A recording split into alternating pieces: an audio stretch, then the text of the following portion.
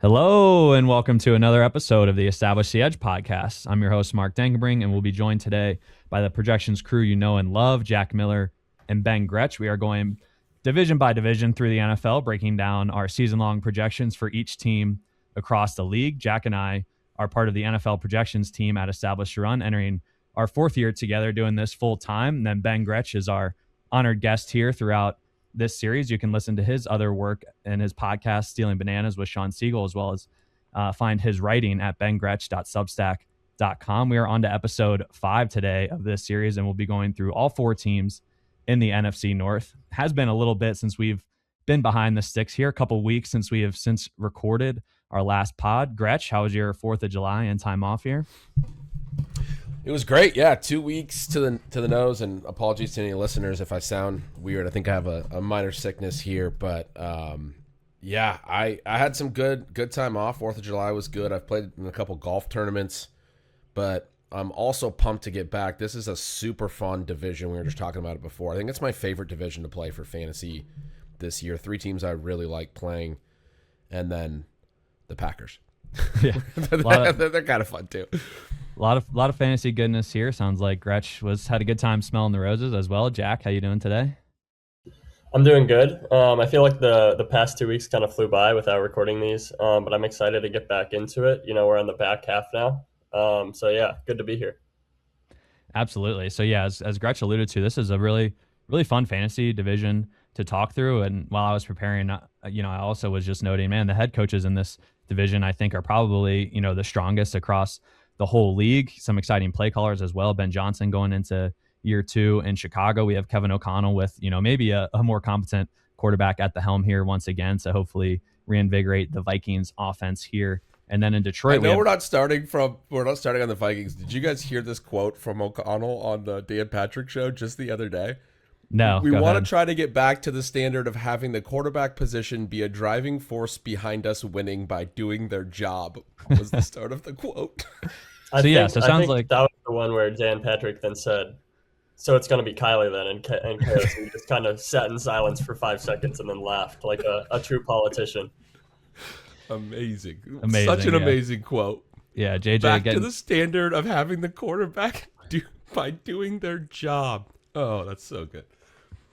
All right, let's start in Detroit, though, where Drew Petzing is the new offensive coordinator and will be the play caller here. We had some interesting splits for the Lions last year as John Morton called plays for the first 9 games, and then Dan Campbell took over for the second half of the season, and the Lions became a bit more pass-heavy down the stretch. They were positive pass rate over expectation in 5 of the 9 games with Campbell calling plays, and they were negative with negative pass rate over expectation in every game that John Morton was the play caller there. So they do bring in Drew Petzing from Arizona here. On a team level at ETR, we're at 62.3 plays on the Lions. Gretch is at 63.3. We have a much higher pass rate here, though, 60.1% for Detroit, and Gretch is at 57.5%. So, Jack, I want to toss this to you first and kind of break down our team level inputs here on the Lions with Petzing at the helm. Again, we are a bit higher pass rate. Was that kind of something you picked up on down the stretch when Dan Campbell took over, or thoughts on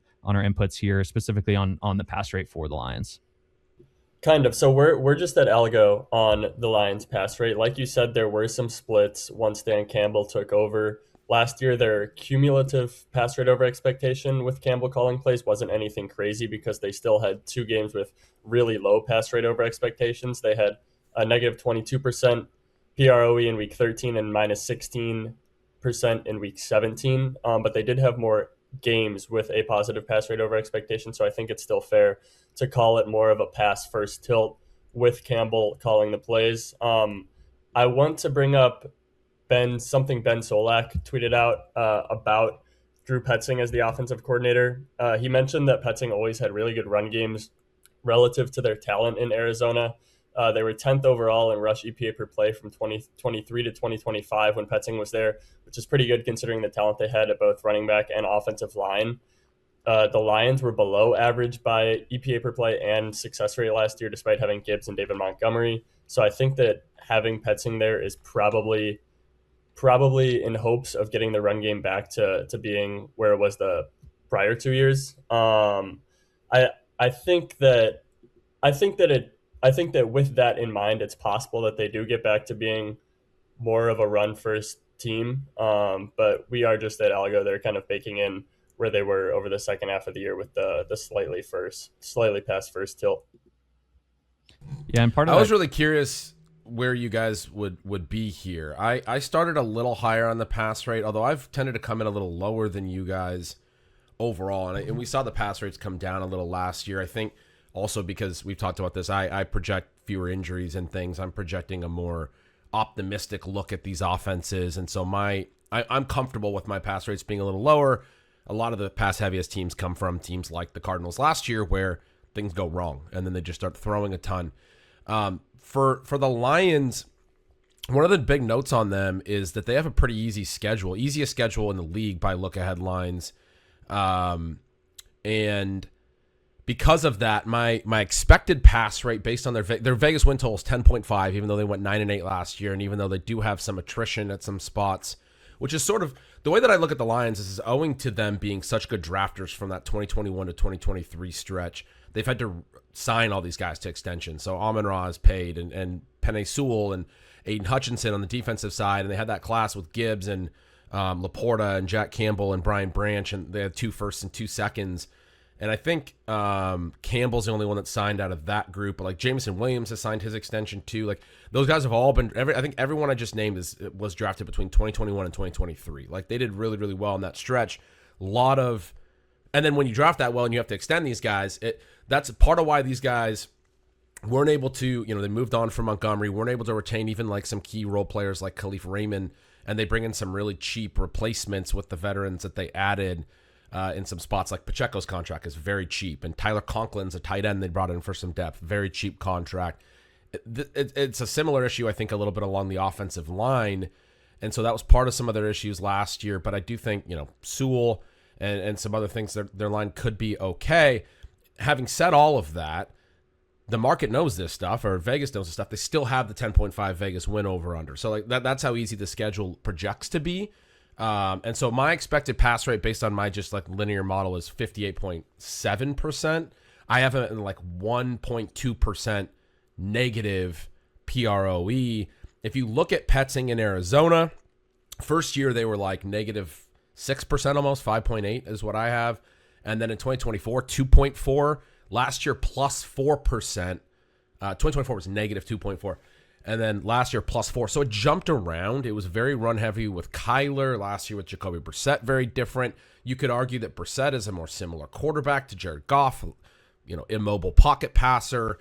But some of Jack's notes about getting the run game going again is what I was thinking as well. I think it's a really interesting thing to get down the team level. And I've run a little hotter than you guys on plays too, but I didn't really know where to land with the team level stuff. I do think because of some of that attrition with the secondary players, so I was saying this is a division I really like for fantasy. Some of the teams we talked about the sub packages and stuff. We don't know how that things are going to get split. This looks like a team that's going to be really concentrated. This looks like a team that doesn't have depth, and they're going to lean on the dudes that they've paid for these second contracts that are in their primes. That's great for fantasy football. So this team level volume is important because the individual concentration to the key players can be really, really high. No doubt. You mentioned the Lions' easiest schedule in the NFL, and we actually have them projected to score the most touchdowns per game at nearly three touchdowns per game for the Lions. So just fantasy-wise, they're going to pop in that regard. And I do think it is worth hitting on the attrition they've seen in their secondary already. Obviously, you have the Terrion Arnold case where he's in legal trouble, and the Lions released him. And then towards the end of last season, Brian Branch tore his Achilles, their starting safety, and then Kirby Joseph was dealing with a knee injury like throughout the back half of last season, and it may not be healthy kind of the rest of his career. It seems like that's kind of like a debilitating injury for Kirby Joseph. So you lose 3 of their best secondary players already. And I feel like the story with the Lions over the last couple of years, like they start out healthy on the defensive end, and then their secondary gets depleted throughout the year. And this year they're kind of starting down several key guys. So this could very well be just a massive shootout team this season, I think. And I think also one aspect to consider is with David Montgomery out of the picture and Jahmyr Gibbs as the starting running back, do they tilt a little pass heavier just based on personnel. And, when you look at Amon-Ra St. Brown, Jamison Williams, Sam Laporta, and then Jahmyr Gibbs, those guys are just all elite pass catchers in the pass game. So I do think, this year could tilt a little pass heavier here for the Lions, all things considered. Let's get into Jared Goff, his fantasy outlook this year. We have, pretty similar projections across the board on Goff, except for our yards per attempt on Goff. We are at 7.4 at ETR. Jared Goff, and Gretch is at 8.0 there on Goff. And I was like, man, that's a pretty massive gap. And honestly, I didn't realize how efficient Goff had been over the last 4 seasons. He's had at least 7.6 yards per attempt in each of those 4 years and averages 7.9 yards per attempt overall across those 4. And then he's also been a top 14 quarterback in points per game over the last 4 years. So very consistent for Jared Goff. Is not necessarily like the sexiest one quarterback league pick in fantasy, but is going to provide pretty consistent scores, and then has the spike week games when he can throw 3 or 4 touchdowns in there. So honestly, I came away a little bit, shot. Like, we're a little bit behind market on Goff right now, and I think we could probably come up on his efficiency there a little bit. But Gretch, I'll toss it to you first on your Goff expectations for this season and his fantasy outlook, and best ball redraft if you're targeting him in any spots. Well, I think look at your scoring systems, because some of the quarterback settings will benefit pocket passers more. There's not going to be any rushing here, but second in the NFL in pass yards and TDs last year, behind only Matthew Stafford. Fourth in attempts, second in completions. Like, you guys, if your guys' pass rate is right, like, he's going to have volume. I mean, and that's, if you're doing the 20 yards per point as opposed to 25 yards per point, if you're in a league that's 6 points per passing TD, or like one of my leagues is 5 points because it's always 6 or 4, and so it splits the difference. One of my home leagues, those kinds of little boosts are going to be good for a Jared Goff type passer. But yeah, I'm with you. He's another one that joins this big, interesting, late QB1, early QB2 tier that makes late round QB a really good strategy this year. We've talked about it with a ton of these offenses that have less concentration, where it's like, hey, maybe play this team through the quarterback. This is one where, I think the skill players are great, but you can definitely play Goff too. So it's definitely the more that we're getting through these divisions, and I'm getting through my projections, I'm like, it's definitely a late round quarterback kind of season. Absolutely, yeah. Let's go to the backfield here, though. I don't think too much necessarily to discuss with Goff, but I do think, again, we could probably come up on his efficiency a little bit, which will help his overall ranking for us. Right now, we're at QB 18 on Goff. He's going at QB 16 on Underdog, but again, like in that cluster of QB 7 to QB 17 range, where all these guys are extremely close. But yeah, the backfield here is, I think, very interesting. We have Jahmyr Gibbs as the clear 1.01 in redraft and in most best ball formats here. Obviously, you have the departure of David Montgomery. They bring in Isaiah Pacheco, who, after a couple of exciting seasons to start his career in Kansas City, I think the last couple has shown to be more of just a replacement level back. Gretch mentions it's signed to a pretty modest deal here, so I think it'll be clearly Gibbs backfield, and then it's just kind of a how much does Pacheco really get in there. I think looking back at last season's numbers, I was even a little bit surprised by how much Gibbs had consolidated the snap share down the stretch over David Montgomery. So I really think this will be Gibbs's backfield. In terms of projections here, we're at 245 carries on Gibbs, about 80 targets at ETR. Gretch is higher in both categories here, 278 carries and about 100 targets there for Gibbs. On Pacheco, we're at 106 carries, Gretch at 112, and then we're at 22 targets, Gretch at 17. So both heavily tilted here towards Gibbs in the backfield. Jack, take us through our split here in this backfield and kind of what you think makes Gibbs the 1.01 for us this season. Yeah, so not surprised to see Gretch come in higher than us on the raw volume. That's kind of been a trend where we're baking in more injury risk than Gretch. But yeah, we have Gibbs as the very clear 101. I think what gives him the leg up over Bijan is the strength of the offense. Once Dan Campbell took over play calling last year, Gibbs outcarried David Montgomery 130 to 69. That's 14.4 carries per game for Gibbs. That's a 246 carry pace. And despite the increased rushing workload, he was still averaging 5.2 yards per carry during that stretch. I think the big thing that is boosting up Gibbs this year relative to previous years is that Montgomery is vacating 14 carries from inside the 5-yard line. He outcarried Gibbs inside the 5, 14-9 last year. Pacheco famously never got the goal line work in Kansas City in favor of Kareem Hunt. So I think that it's reasonable to expect Gibbs to basically get all of the goal line this year for an offense that, like Mark said earlier, we're projecting for the most touchdowns per game in the league.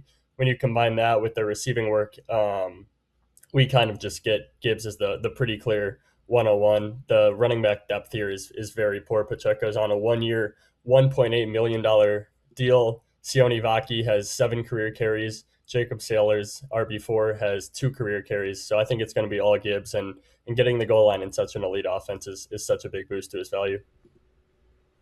One of the there's a couple interesting quotes here. One of the quotes from Coach Speak Index that always shout out to him, but was Dan Campbell saying very directly he's going to be our bell cow now, and to me that was and the way that he says the word now there, to me, very clear indication they don't think Pacheco is Monty. I think there's some people in the Phoenix community that still give Pacheco a little bit more name value from a good first couple of years, but his peripheral's really bad the last couple of years. You can say it's based off injury and stuff, but the big thing with the contract as well is that it also tells you the league wasn't very into Isaiah Pacheco. It was a former 7th-round pick, and the Lions didn't really have the financial flexibility to go out and get a number 2.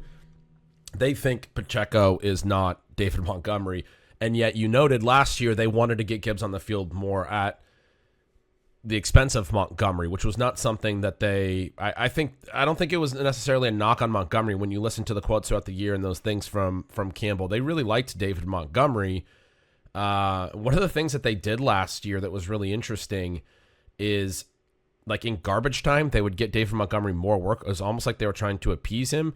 The rest of the running backs combined had 6 total carries last year. If you look back at 2024, Craig Reynolds had like 31, and the others behind him had 12 more. They had 43 total, which is like RB3 and beyond. When they had more of a split between Monty and Gibbs, they would go to the other guys in those situations. Last year, it was like, we got to pump David Montgomery some touches to keep him happy, but they were trying to get everything they could to Jahmyr Gibbs last year. And now they're literally telling you he's going to be our bell cow now. One of the other quotes, we feel like this guy can play some receiver. We tried to tinker with some stuff last year. He really grew, but I think we're just scratching the surface on some of that. He's a mismatch piece man. He's dynamic, and he's a difference maker. They don't come around often. Gibbs' targets per out run last year about 10 percentage points higher than Monty. I always say when the teammates are like that at running back, there's intent there to get him the ball in the pass game. He had a little bit of a positive air yard. I wrote a piece recently about running back air yards, and I think it's a little bit of an overlooked thing. It's something we've talked about with some of the other teams. I think it's one of these like counter punches that's coming as we get into more of these tight end formations where running backs are now one of the better athletes in the formation. If you get into like 13 personnel, you know that's one way you can maybe get a running back out. It's trickier to get running backs out into these deeper routes out of the backfield, but teams are splitting these guys out, and that's something they're talking about here. Drew Petzing, one of the things that I think is pretty interesting, used his running backs, used Michael Carter vertically, and he got some air yards, used even Bam Knight vertically a little bit last year. So he was doing some of this stuff last year, and it's something that I think might be part of why they brought in Petzing as well, to do some more Christian McCaffrey-like stuff with the running back in the passing game. We talked about it with Bijan as well, and he was getting that last year. The difference with Bijan, he changes coordinators this year. So Bijan had a huge spike in receiving efficiency last year. Gibbs has been consistent in terms of something like yards per out run 3 straight years, and it's been very good, and it was elite in college. You go back to his Georgia Tech days before Alabama, he had 2 seasons with a yards per out run over 3. Like, this guy's a super talented player. Part of why I come in so hot with the Goff efficiency is I think Gibbs is going to do some vertical stuff, and the explosives he can create are not just going to be on the ground, and then they're cheap points for Goff. And then the other reason is Jameson Williams, who's a highly efficient player, but we'll get into the receivers in a minute. But the Pacheco 1-year, $1.8 million deal off a season where his evasion, his yards after contact, breakaway rates were down. They've never really been great. They've been really poor the last couple of years. He's a poor receiving efficiency player. They don't even have Craig Reynolds anymore. I don't think they go to Vaki and then some other guys after that. I'm like, he's the 101. I guess it's more like an auction thing. I don't know how I could be higher on this player. I wound up like he's an explosive player. I like the efficiency runners. He doesn't profile as a goal line back, but as you guys talked about, he's been very good at that, and he looks like he's going to get all of the work. I wound up in my initial projection, I cut his rush TD rate way down because I not only had him projected for the most rushing TDs in the league, I had him like almost 2 rushing TDs ahead of anyone else I projected. Now, I haven't done the Ravens yet. That's one of the teams that we have not gotten through. I'm sure Derrick Henry will be up there as well. But as far like I've done Jonathan Taylor and some of these other guys, I mean, I right now have Jahmyr Gibbs leading the league in rushing TDs, in addition to having a ton of rushing volume and yardage, in addition to having this really potentially unique receiving role. This is the year that it feels like they lean on him, and we see the potentially the epic Jahmyr Gibbs season. And it's worth noting that Underdog has it right. Underdog has it the way that we have it, where Gibbs' ADP is 1.1 and Bijan is 2.0. But there are some places where their ADPs are like 1.6 and 1.7, and they're basically, it's a coin flip on who's going as the 101. But both us and Gretch have it really not even that close, with Gibbs being the first overall pick this year. Yeah, it could really be an outrageous season. Again, Detroit projected for the most touchdowns in the league, and then Gibbs is just a game script independent back. If they're trailing, like he's going to be out there catching balls. If they're leading, he does indeed have the goal line work.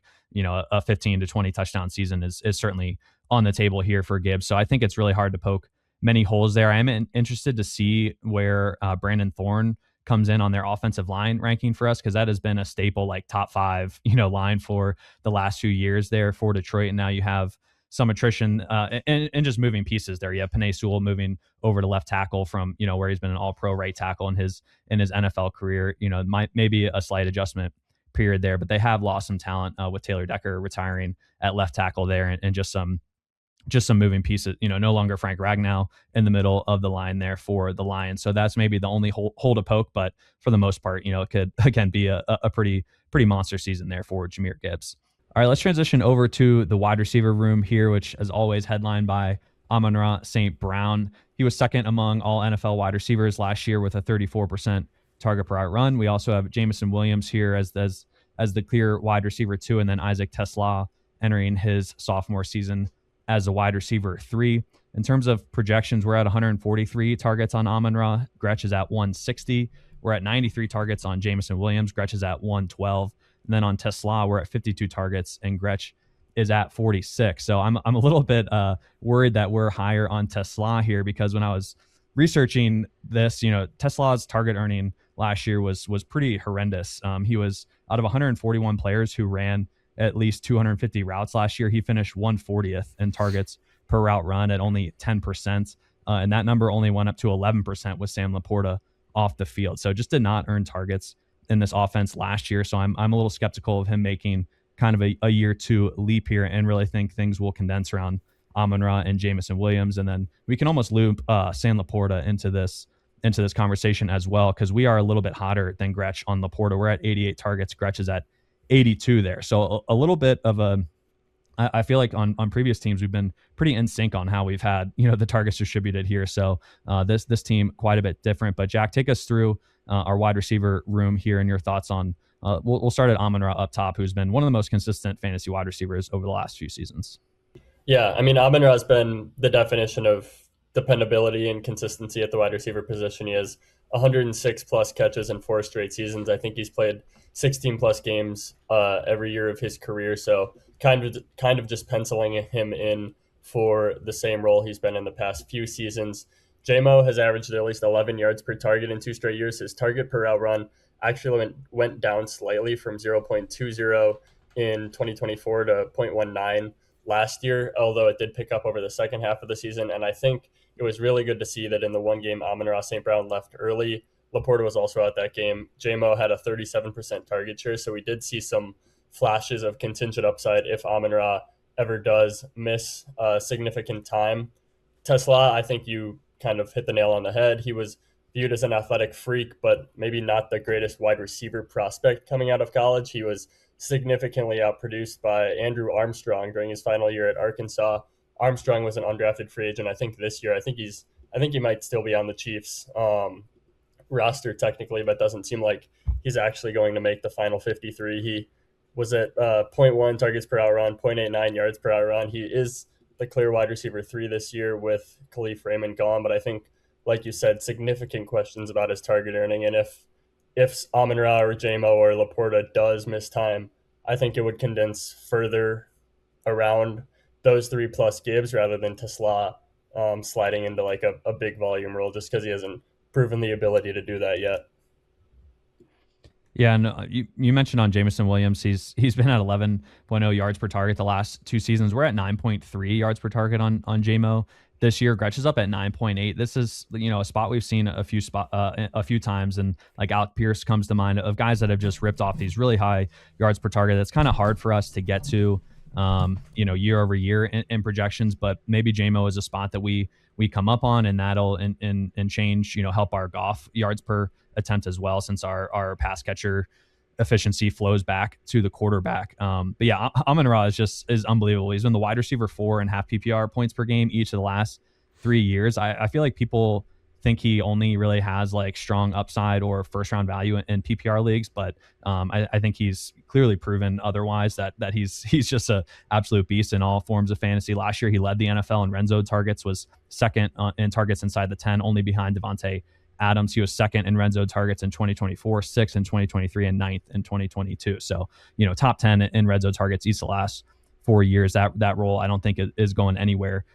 Even for a player of his size, he's been an outstanding red zone and touchdown scorer throughout his career. But Gretch, I do want to toss this your way for honestly the Jameson Williams conversation first, just because when looking through the Lions kind of like target per outrun data over the last couple years, when Sam Laporta has been healthy, Jameson Williams has been like a clear 4th in line behind Amon-Ra, Gibbs, and Laporta in terms of target per outrun. Jameson Williams only at 16% target per outrun over since the start of the 2024 season with Amon-Ra St. Brown on the field, and has kind of really exploded last year down the stretch with Sam Laporta off the field. So I think we're a little bit higher on Laporta's target earning ability. You're a little bit higher on Jameson Williams. Kind of take us through your thought process there on JMO. Yeah, I'm gonna definitely get to him. I want to do a couple notes on a couple other guys first, because Williams to me is the most interesting one. You mentioned Tesla. There was a quote from Campbell. Among other things, they always compliment him. He made some really sweet circus catches. I mean, he's an incredible player of the ball. But it was I almost wish we could have gotten Tesla more touches than he got. He had 27 targets last year, so almost wish we could have gotten him more. Wasn't like the ringing endorsement you hear in the offseason where it's like, we're going to feature this guy more. In terms of the impending bump where he's going to get a ton more work. You mentioned the targets per route. I have the PFF numbers, which they have always come in with a little higher route numbers. It's 8.8% targets per route over there. So I am buying the high yards per target on him as something that could stick, but not a guy where I think the volume is really going to jump. And then you mentioned Laporta and me being a little bit lower. That he's taking a little bit of a cautious approach in his return from a herniated disc. I think he's probably going to be good, but I'm concerned that he'll be a little bit more limited than usual. The way that I look at the secondary guys here behind Amon-Ra is that they've sort of picked and juiced who they wanted to prioritize in the game plan at times. And we'll get to Jameson Williams in that regard. But Williams had kind of his breakout year in 2024. And then in the first half of 2025, it seemed like they just weren't really prioritizing him anymore. And when they went into the bye, Jared Goff actually was asked about it. I was looking at some of my old Stealing Signals write-ups. I didn't quote the quote. I just paraphrased it. But essentially what I wrote at the time was that he basically was like, different guys got to play their role in the offense. It wasn't like, hey, we're going to go out of our way to get more Jameson Williams. And so I was a little bit pessimistic about Jameson at the time. Jameson Williams closed the season with over 70 yards in, and I believe 7 of his final 9 games. There's 10 games post-bye. His targets and catches rose to a degree where he paced for just over 120 targets, over 80 catches. At his efficiency, that was like over a 1,400 yard season pace in the final 10 games. So this wasn't like a very small amount. It's just that in the first 7 games, as you noted, when Laporta was on the field, very much non-existent. Had multiple really low games. He had 2 goose eggs over the course of the season and another one under 10 yards. So there's going to be some boom bust to his profile. So anyway, my read on Laporta coming back from a herniated disc is that it wouldn't make a lot of sense for them, especially early in the year, to be like going out of their way to feature him in the passing game as opposed to use him as this secondary weapon that a lot of tight ends get used as. They sometimes get squeezed when there are a lot of other good weapons on the field. As far as Williams is concerned, what I think is really interesting about him and why I got really high on him when I did this projection, because in years 1 and 2, we know he had a weird early start to his career. He had the gambling suspension, etc. Year 3 in 2024, he breaks out 477 routes by PFF. He has the really good yards per target that you mentioned. The other thing that happened that year, the ADOT the first 2 years was very small sample, but 19.3 and then 16.0. Fell all the way to 11.6. They used his speed horizontally a lot as well as vertically, which is really crucial for this kind of player. When I was pessimistic about Alec Pierce because his ADOT was over 20 the last couple years, we didn't see that intermediate stuff. That may come down this year the way it came down for Jameson Williams in 2024. Last year, Jameson Williams' ADOT was 12.7, still pretty low. The average for receivers around 11, like within a couple yards of the average, not 4, 5, 6 yards above average, which is where you get into these like pure deep threat ranges. You mentioned the targets per out run a lot lower. It was significantly lower when Laporta was healthy early in the year, and then it was better later in the year. But the other key stat last year, after the 477 routes in 2024, was he ran 601 routes. And so his targets per out run goes down to a career low of 16.1%, more than a percentage point lower than his previous career low, which was back in 2023, actually. You look at that second half of last year after Laporta's out, and the targets per out run, it's not great, but the routes volume is so good that that's where he gets to 120 targets, 80 catches as the pace. I mentioned when we did the Pierce show that he only had 47 catches that year. Because Jameson Williams' ADOT is lower, he already had a season last year in 17 games with 65 catches. The year prior, 58 in 15 games. So he's getting intermediate range that's bolstering the overall volume enough. But I also I think there's meat on the bone here when you look at the really good 2024 not being a full routes season necessarily, and he only played 15 games. And then last year, you see that he was in a much fuller routes role. And there's other stuff that goes along with that. There's been stuff with him about the willingness as a blocker and that stuff, and they've emphasized that. And there's been maturity stuff with him. He's shown it during games, but obviously you talk about the betting stuff and off-field things that have been an issue with him in his career. But as we got into year 4, what we did see was 600-plus routes. And I think as we go into year 5, he was only age 24 season last year, by the way. He was an age 21 rookie way back when. We're still going into like his early part of his prime. He turned 25 in March. I think you can easily chalk this guy up for 600-ish. I mean, if he's healthy, for 550 to 600 routes, a full route share again this year. And then you start to look at the targets per route number and how that translates. As far as the yards per target, you noted I have him at like 9.8. That's meaningfully higher than Pierce. The concern I had with Pierce is that it's all deep efficiency. It's all air yard stuff. He has like no yards after the catch profile. Him and a guy we're going to talk about later, Christian Watson, are two concerning ones for me. Really high ADOTs. Both of them averaged 4 or fewer yards after the catch per reception last year. Jameson Williams averaged 6.9. He averaged 8.4 the year prior. So you're talking about almost double the yards after the catch per reception because of the lower ADOT stuff, because of the horizontal catch stuff.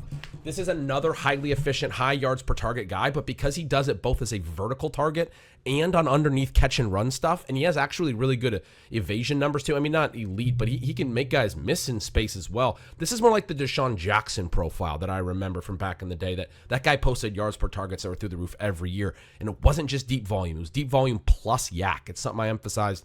Or we haven't done A.J. Brown yet. It was a different show that I was talking about A.J. Brown, but when we talk about him, I'll get into that too. But when I see high ADOT and I see yak, because those things tend to be inversely correlated together, I'm more willing to think that the efficiency is going to be more stable because there's multiple ways that player's getting there. And Jameson Williams has that in the profile. So I honestly think 2026 is like pretty clearly going to be a career season for this guy. Like I want to say that like very firmly. Like this is a situation where last year he got the routes volume. The year prior it was better in a yard per route run way. Both years the yards per target very good in multiple ways, vertically and in lower target depths. And then post-bye, how good he was and what he was pacing for. Again, pacing for over 1,400 yards. We've talked about how there are not a lot of 1,400-yard seasons in the modern NFL right now. And if you look ahead to this year, Sam Laporta being on the field is notable, but coming off a herniated disc, is Sam Laporta going to stop that, or are we watching a slow ascension of Jameson Williams, and like they're going to be like, oh, we can limit Sam Laporta by using Jameson Williams more effectively, and they have Tesla as well to be that vertical option. Like when we did the Pierce thing, I was like, who's going to run the vertical routes? The Lions have a guy that they run wind sprints with, right? And then they use Jameson in the vertical stuff. They use him deep. They use him in the horizontal stuff. They use him vertically, but they also will use him horizontally when they use guys like Tesla vertically. So I'm pretty excited about the different ways that I see Jameson's like career building, and how this year could be the year where the full routes volume, efficiency, and at least some targets per route comes together to be maybe not a 1,400-yard season like I'm saying he was pacing for post-bye, but like a pretty clear career season that would make him a pretty good, a clear value at his as ADP, which is about wide receiver 25 on Underdog right now. And yeah, that's what I was going to say is the optimism from you is notable, because we are already a little bit above market on Jameson Williams, both in best ball and redraft formats at this point. So the fact that, you're 20 targets clear of us and even a little bit more efficient on the targets as well, means Jameson Williams very well could be a massive breakout candidate, kind of going at the 4-5 turn right now in best ball. And I came in, a little bit hesitant just on his target earning ability. I was pretty surprised looking back at the last couple of years that like Laporta's target per outrun numbers were quite a bit stronger than JMO. But to your point, the routes are very secure for Jameson Williams. He led the Lions in routes last season, so I think that can easily be transferable to 2026 here. And one last note on Tesla before we hit Laporta was he scored 6 touchdowns on 16 catches last season, just insane. But we have him projected for an 8.1% TD rate this year, which was the highest we have of any player across all positions in our projection system. So like we are projecting Tesla to be an outstanding touchdown scorer. The volume I think is questionable, and I wouldn't mind like docking him a little bit volume wise, honestly. But if you're relying on him in fantasy in any formats, you're really going to need those touchdowns to stay consistent year over year. And I'm a little skeptical that they will. Again, we're projecting him just like outlier high in the TD department, and we're pretty much right in line with the best ball market at this point in time. I didn't say anything about Amon-Ra. I just wanted to echo your notes. One little stat that I saw is when I was doing the projections: 115 plus catches, 10 plus TDs in 3 straight seasons, which is just an absurd level of consistency. He's been the overall wide receiver 3 in PPR all 3 years. He's the only guy in that span to finish top 3 in even 2 of the years. So it was Lamb and Tyreek Hill ahead of him the one year. Then it was Chase and Jefferson. Then it was Puka and JSN last year. And it gives you those names being up there, we can all kind of be like, yeah, those guys had great wide receiver seasons. It gives you that reminder of like how hard it is actually to back up top 3 wide receiver production year over year, which he's done all 3 years. I do think that type of consistency sometimes, you have to pay full price for his production now.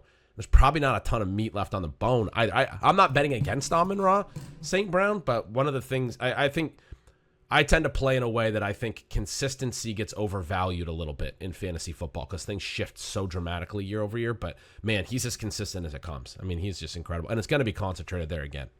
No doubt. They did sign Greg Dortch. He is the wide receiver for kind of taking the place of Khalif Raymond, so maybe he could get some run there as well. But yeah, Jack, I did want to toss your way for Sam Laporta because he's been a guy. I actually did a Twitter thread on him, kind of investigating because we are well above the best ball market on Laporta, and I came away pretty bullish on him still. So just curious your thoughts on Laporta here, as we are a bit higher than Gretch, which is has been unusual as we've gone through teams here. Yeah, I think the big question that Gretch kind of alluded to is whether they change the target hierarchy with Laporta coming off the herniated disc and the surgery. There is some recurrence risk with the surgery that he underwent for the general population. I think it's between 10 to 20%. I'm sure it's lower when you're getting an NFL caliber athlete and NFL caliber care. But it's worth keeping in mind, especially with JMO being so efficient. We're kind of projecting it the way it's been the past couple of years. From a weekly DFS standpoint, the Lions have been almost absurdly predictable when all of their weapons are healthy. Like, not much has changed week to week, year to year. It's kind of just been the same thing over and over. But with Laporta having the herniated disc and JMO kind of progressing each year, like Gretch said, there is some possibility that JMO clearly overtakes Laporta this year with the Lions playing it a little bit safer. And so maybe that's something that we could bake in a little bit more, especially given how bullish Gretch is on JMO. But right now we're kind of just projecting it the way that it has been, which maybe is wrong from a forward thinking point of view. I want to ask you. You've said since the beginning of 2024 with the JMO and Laporta numbers. If you look at just 2024, didn't Jameson Williams have a higher target rate than Laporta? Like so my targets per out number have him a full percentage point higher. Maybe that's because they were like Laporta was off the field at times or something. Yeah. So the query I used was with both Amon-Ra St. Brown and Jameson Williams on the field since the start of 2024, and that was incorporating both seasons. So let me look at 2024 specifically, and real quick, just for target. Obviously, there's some difference between Sports Info Solutions, which we're using, and PFF, but our stuff with SIS has Laporta at 0.209 targets per out round in 2024, and JMO at 0.204, so 0.05 higher for Laporta, but very close.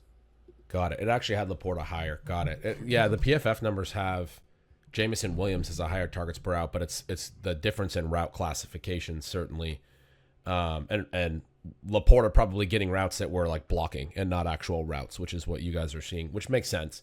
But yeah, that closer split in 2024 is basically the framework that I was working off for 2026 because they only played together for like 7 games last year, and Laporta was on a streak, but it's like, you know, that's sort of a small sample. And they were already getting questions at the bye, like I said, about like, hey, why are you not incorporating Jameson Williams as much? What are you going to do? And so I guess my argument would be even if Laporta stayed healthy, they would have done more with Jameson Williams. I think that was inevitable. And then Laporta gets hurt, and we're maybe making too much of a split here. And I do think this is an offense where the targets are very, very likely to be condensed heavily on those top 4 options of Gibbs, St. Brown, Jameson Williams, and Laporta. So, you know, we are splitting hairs here a little bit. Like I think all 4 of those guys are awesome fantasy targets. But Laporta does go, 4 rounds later than Jameson Williams at this point, and did show tight end 1 upside in his rookie season, kind of when Jameson Williams did miss some time. So I think it's a spot where like all 4 guys are gonna, get the volume or should be incorporated throughout the season. And then if any of the other get injured, then you could really see a massive ceiling pop off, and especially just given the prices on Jameson and Laporta, like the I guess cost, or the outcome you get above cost, for them could be pretty massive if Amon-Ra went down or anyone else in that pass. Right. That's a huge part of the Jameson Williams thing that I don't think it's discussed, is if Amon-Ra St. Brown actually misses time. He's been so reliable, but I don't know what else they would be able to do. I think Gibbs, but we're already talking about Gibbs at 101. I think they would have to rely on Jameson Williams way more meaningfully. And again, the fact that they've done stuff in the lower areas of the field. I will note on Jameson, for as optimistic as I am, if he goes and has a goose egg in week 1, someone's going to be like, God, this Ben Gretch guy told me to draft him.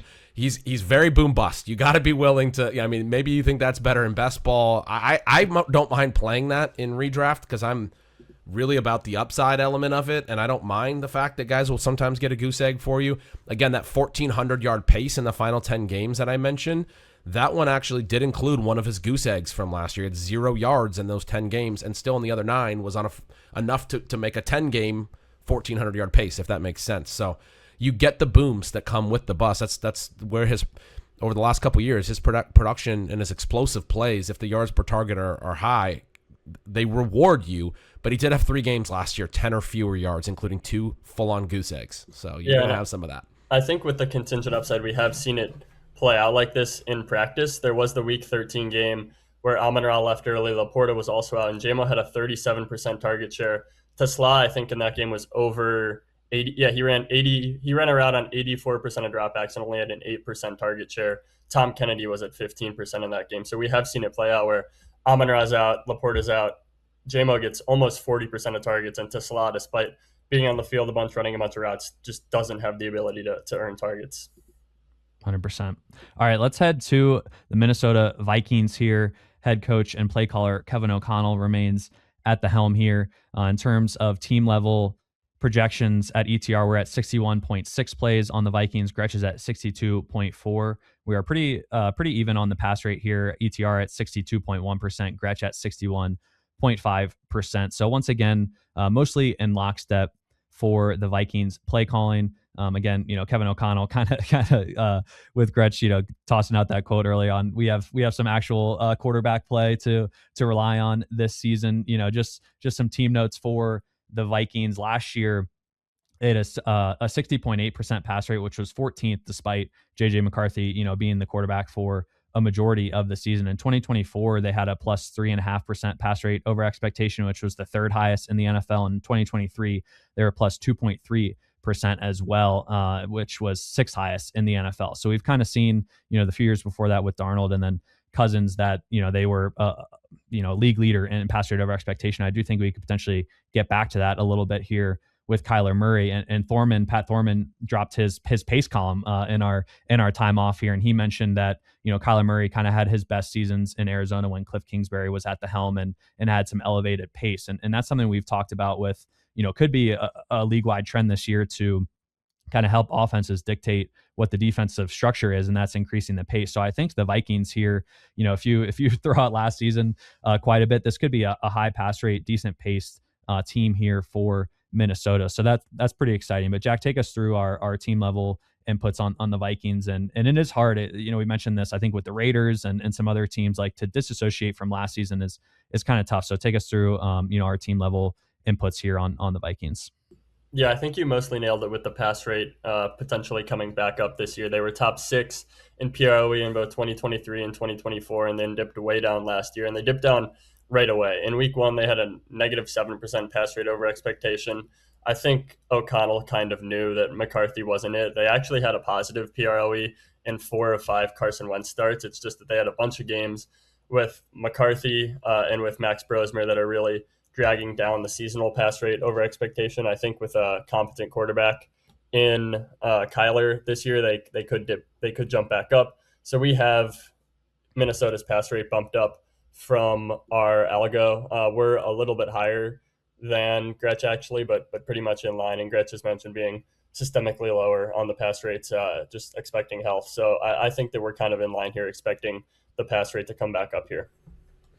Yeah, and Kevin O'Connell's offenses always tended to have solid pass rate over expected, even when he had like Kirk Cousins hurt and was playing what was it, Nick Mullins, and they traded for Josh Dobbs midseason. Yep. And so you had, I think we had a lot of evidence that KOC understands that you have to throw to make a modern schemes work, at some point, and he feels that passing is pretty valuable. So Kyler Murray is interesting because there's some discussion around him that is like he was at his best in the more like shotgun spread offenses that we're trending away from. Teams are talking about playing more under center, and we've talked about the different defensive meta in these last few years, and Kyler hasn't really played his best ball over these last few years. At the same time, I still strongly believe Kevin O'Connell is a good coach. I think you can make a case he could have been in the Coach of the Year. They were 9-8 last year, with literally the worst quarterback play in the league. I mean, I think their quarterback play was worse than the Browns. It was so terrible. Like, they had a winning record somehow. You're talking about some of the stuff they were doing down the stretch. Like, to get J.J. McCarthy into some efficient games, it was so fascinating because he couldn't get the ball to Justin Jefferson. He couldn't get the ball to any of his great players. They started using, like, Josh Oliver and Jalen Naylor on, like, leak routes and different things, and then would create some really easy throws for him. McCarthy does like to throw to like the secondary tight ends a decent amount. So you had like a game with Josh Oliver having like 2 touchdowns, and anyway, people convince themselves that JJ McCarthy isn't as bad as he is because he had some decent stats. It's all Kevin O'Connell, if you ask me. And my argument on that would be, if as we get into this offense, if you look at their 2025 data, if you look at Justin Jefferson's yards per out run versus the rest of his career, 1.88, 2.5 plus every other year of his career. So like 0.7 lower than his previous career low. Jordan Addison, way down. TJ Hawkinson, way down. And I think we're in some ways undervaluing as a market each of these individual Vikings from the fact that the reality is that this was a quarterback issue. Like it all points back to the same situation. But yeah, in terms of these team level play volume stuff that you said, I'm not looking at the 25 data a whole lot. I think it's become pretty clear, and I think O'Connell's been pretty clear. And then we're just talking about that Dan Patrick quote that made it as clear as ever that like I don't think he ever wants to have J.J. McCarthy in the game again, let alone like who's going to win the quarterback battle. I think Kevin O'Connell has more or less made it clear that he is ready to move on from that. So this is a team that coming into this year, I think has to have better expectations than what they had in 2025 when you look at 2024 and before. And for Kyler, I think one of the things I think is interesting about him is I think there's real concerns. I think the height is a real concern. Being able to see over the middle of the field, some of that stuff has proven to be pretty concerning. And yet, I think he's clearly better than J.J. McCarthy. I mean, this guy had one of the most efficient college seasons ever for a passer, not just like, per drop back or anything. He can, and that was more spread offense, but he can throw the ball accurately to places when he can see it, and like the physical skills are there in a way that they're not there for McCarthy. And he's also in the best situation that he's ever been in, not just with Kevin O'Connell, who is probably the best coach, but obviously from a skill position perspective as well. He's got Justin Jefferson and I think a much deeper group than he ever had in Arizona. So it's fascinating. I both have some skepticism, but I also think there's very clear like symmetry and upward momentum here for both sides.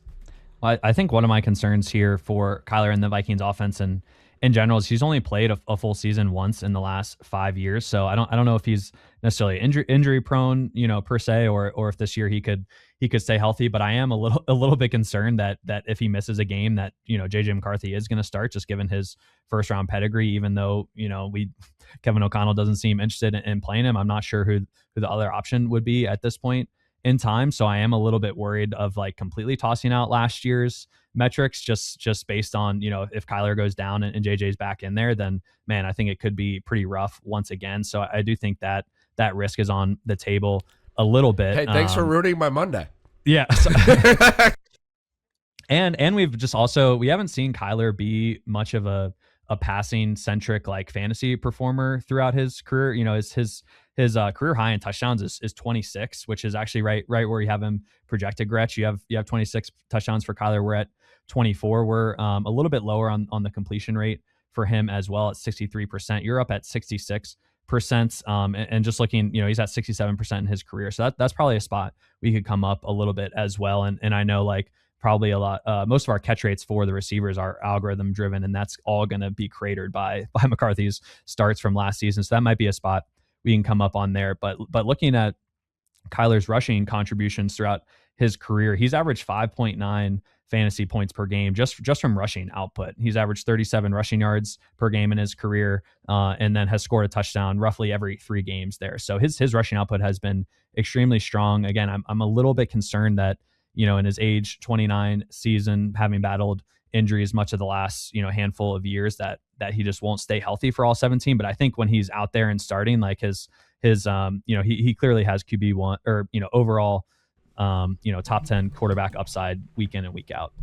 One of the other things that he's going to benefit from, that if you wanted to make a case to defend McCarthy and Brosmer and the quarterbacks last year, is the offensive line absolutely got decimated last year for Minnesota. They acquired an entire new interior offensive line. They had 3 new guys, and their center, Ryan Kelly, suffered another concussion and retired. They had multiple other guys missing considerable time across the line.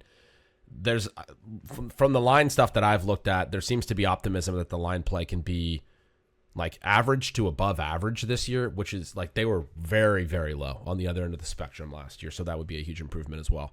But yeah, Kyler to me strikes with the mobility and everything you were talking about. I mean, he strikes me as one of the premier late round dual threat quarterback options, like upside options that you can have. This guy was once upon a time a top 5 fantasy quarterback. I don't think he's like a superstar or anything, but the mobility plus the potential efficiency bump that gets driven by efficient players on the other side of his throws is exciting in a system that could elevate his TD rate as well. Yeah, and it's worth mentioning that we actually don't even have Kyler as a full 17-game starter. We have him with a 95% pass share. For the full 17 locked-in guys, we have 98%. We actually discussed this morning and decided to leave him at 95 just because he's only on a 1-year deal, a 1-year minimum deal. If things go bad in Minnesota, maybe they, move away from him or deprioritize him, and he does have the injury history. And despite that, we still are a good chunk above ADP on Kyler Murray. So I'm with you on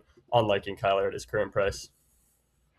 Yeah, certainly a target for us right now in kind of all fantasy formats. And let's head to the running back room here, because this is a spot I've kind of struggled with all offseason, and I'm eager to get into this discussion to see if I can kind of lean one way or the other here. We have Aaron Jones returning, who's going to turn 32 this December, and then Jordan Mason as well comes back in this backfield. They also draft Damon Claiborne in the 6th round here, but overall, I don't think anyone that really screams out at you as like a great fantasy target, despite the optimism we have around this offense. So inputs wise on Aaron Jones, we're at 128 rush attempts at ETR. Gretch is at 100.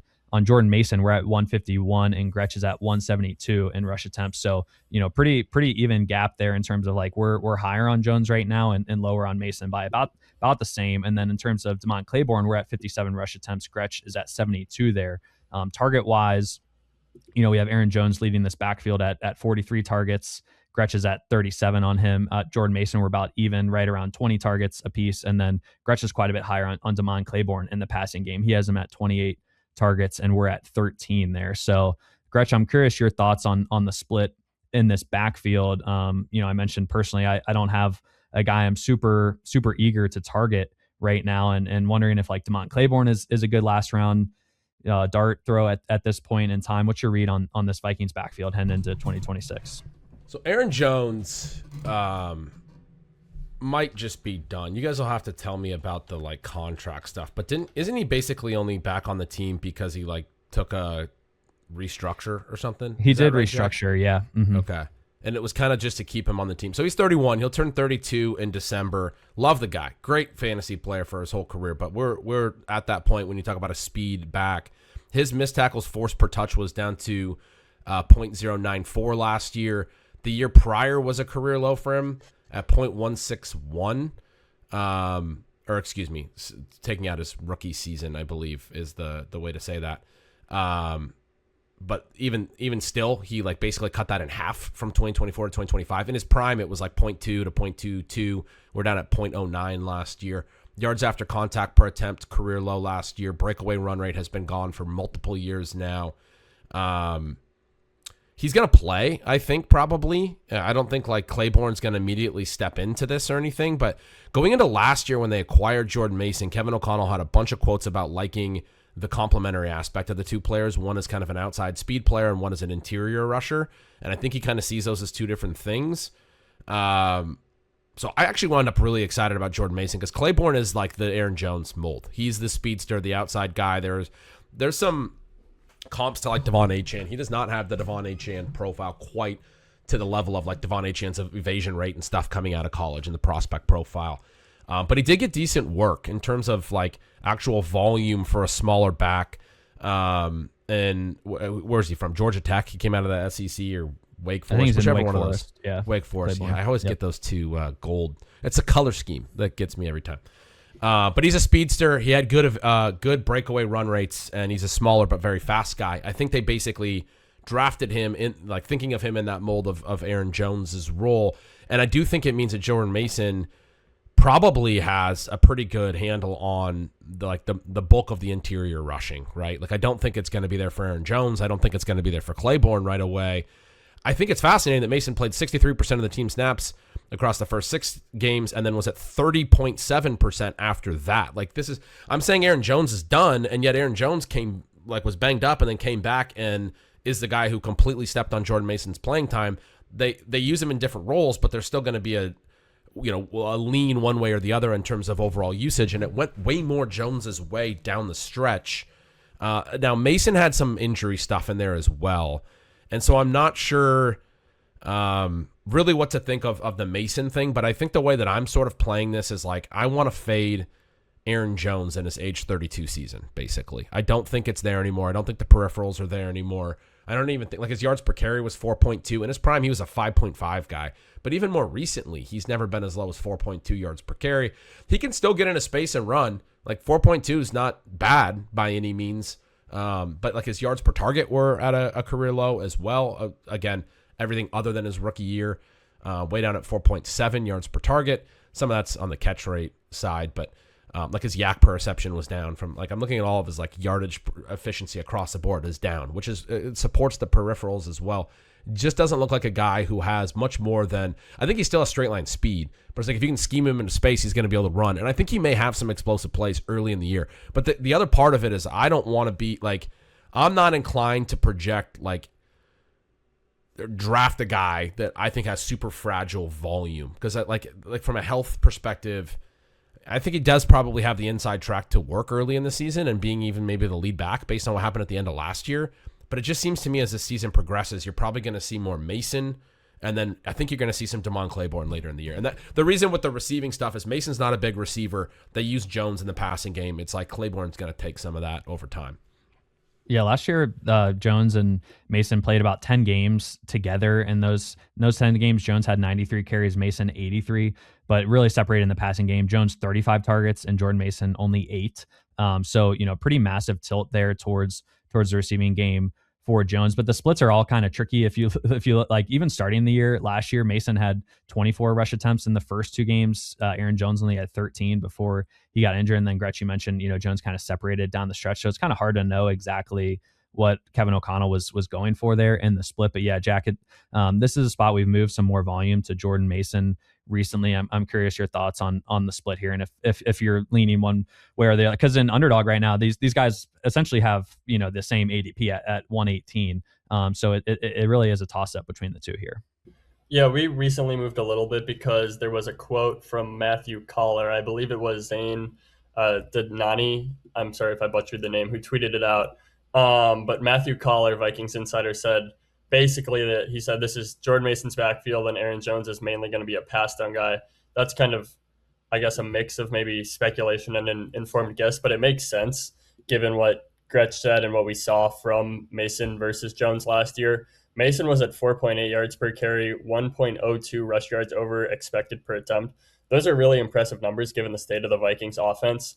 It was kind of just a really bad situation for him because the thing with Mason is the upside is a little bit limited because they don't use him on pass downs at all. They have Jones. If Jones goes down, they probably use Claiborne there a little bit. Last year, they were using kind of no-name guys. I mean, they used Xavier Scott there.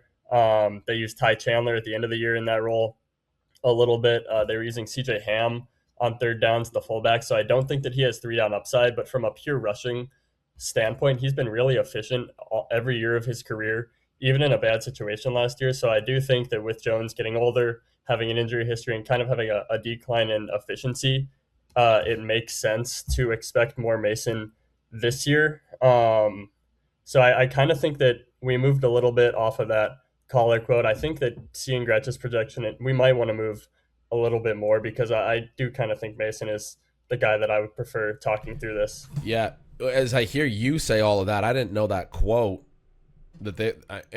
and just talking about how bad of a situation it was last year for him in terms of the playing time. I mean, they were not in a lot of plus scripts. You're talking about a run only player. You got me more excited about Mason as well. Yeah, he also did have the red zone and inside the 5 carry edge over Aaron Jones last year. Jordan Mason had 26 carries in the red zone. Aaron Jones only 14. And then he had 6 carries inside the 5-yard line. Jones only 2 there. So if this is a situation where the offense really becomes, more potent and the ground game, does start to contribute to like some fantasy output, last year was just mostly non-existent outside of the of the game they played against the Bengals, then yeah, Jordan Mason. My only concern here is that it is a pretty rushing dependent profile. I really don't think he's going to catch many balls, especially with Claiborne brought in, as kind of like a secondary pass catcher if Aaron Jones does go down. But certainly the rushing upside, I think, could be there. Let's head to the wide receiver room, headlined by Justin Jefferson. Again, just some great fantasy talents and targets to talk about in this division. Justin Jefferson, wide receiver 1 here. Jordan Addison as the wide receiver 2, and then Juwan Jennings as an offseason signing they bring in to be the wide receiver 3 here in Minnesota.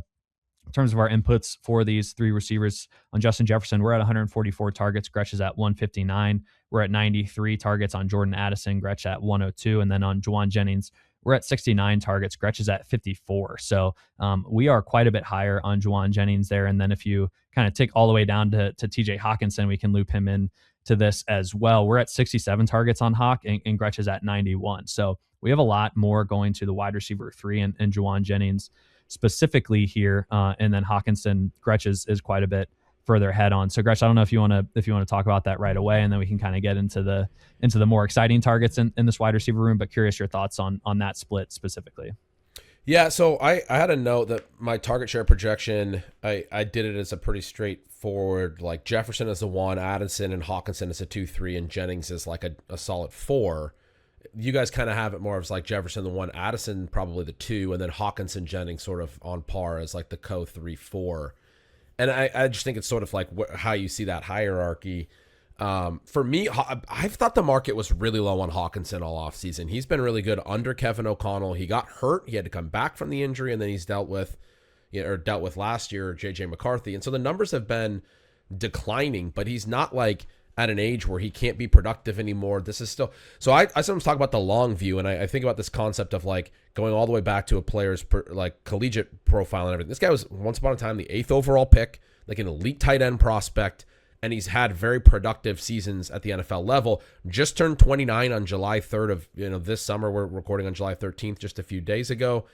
So this is age 29 season. He's not beyond where he can be productive. Really good tight ends often can be productive well into their 30s, actually. And I'm not saying that Hawkinson is necessarily a really good one, but under Kevin O'Connell, this guy had a 95 catch season a few years ago before getting hurt in 2023. Gets hurt in 2024, and then last year is dealing with, or excuse me, maybe he got hurt at the end of 2023. Whatever, he was coming back in 2024.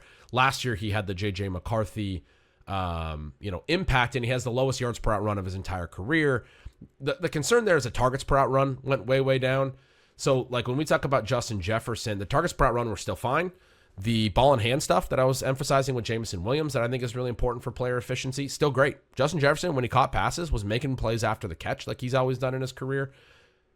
The entire issue with Justin Jefferson was just like catchable, like did you bring in the air yards, right? Like did you catch the pass, which sometimes can be drops issues or like related to the player. And there were some drops problems throughout this offense last year, but I basically chalked those up to McCarthy because I don't know, I want to blame him, but if every throw is off target and then you finally throw one on target, it's just catching your guys off guard. So we'll just call it his fault.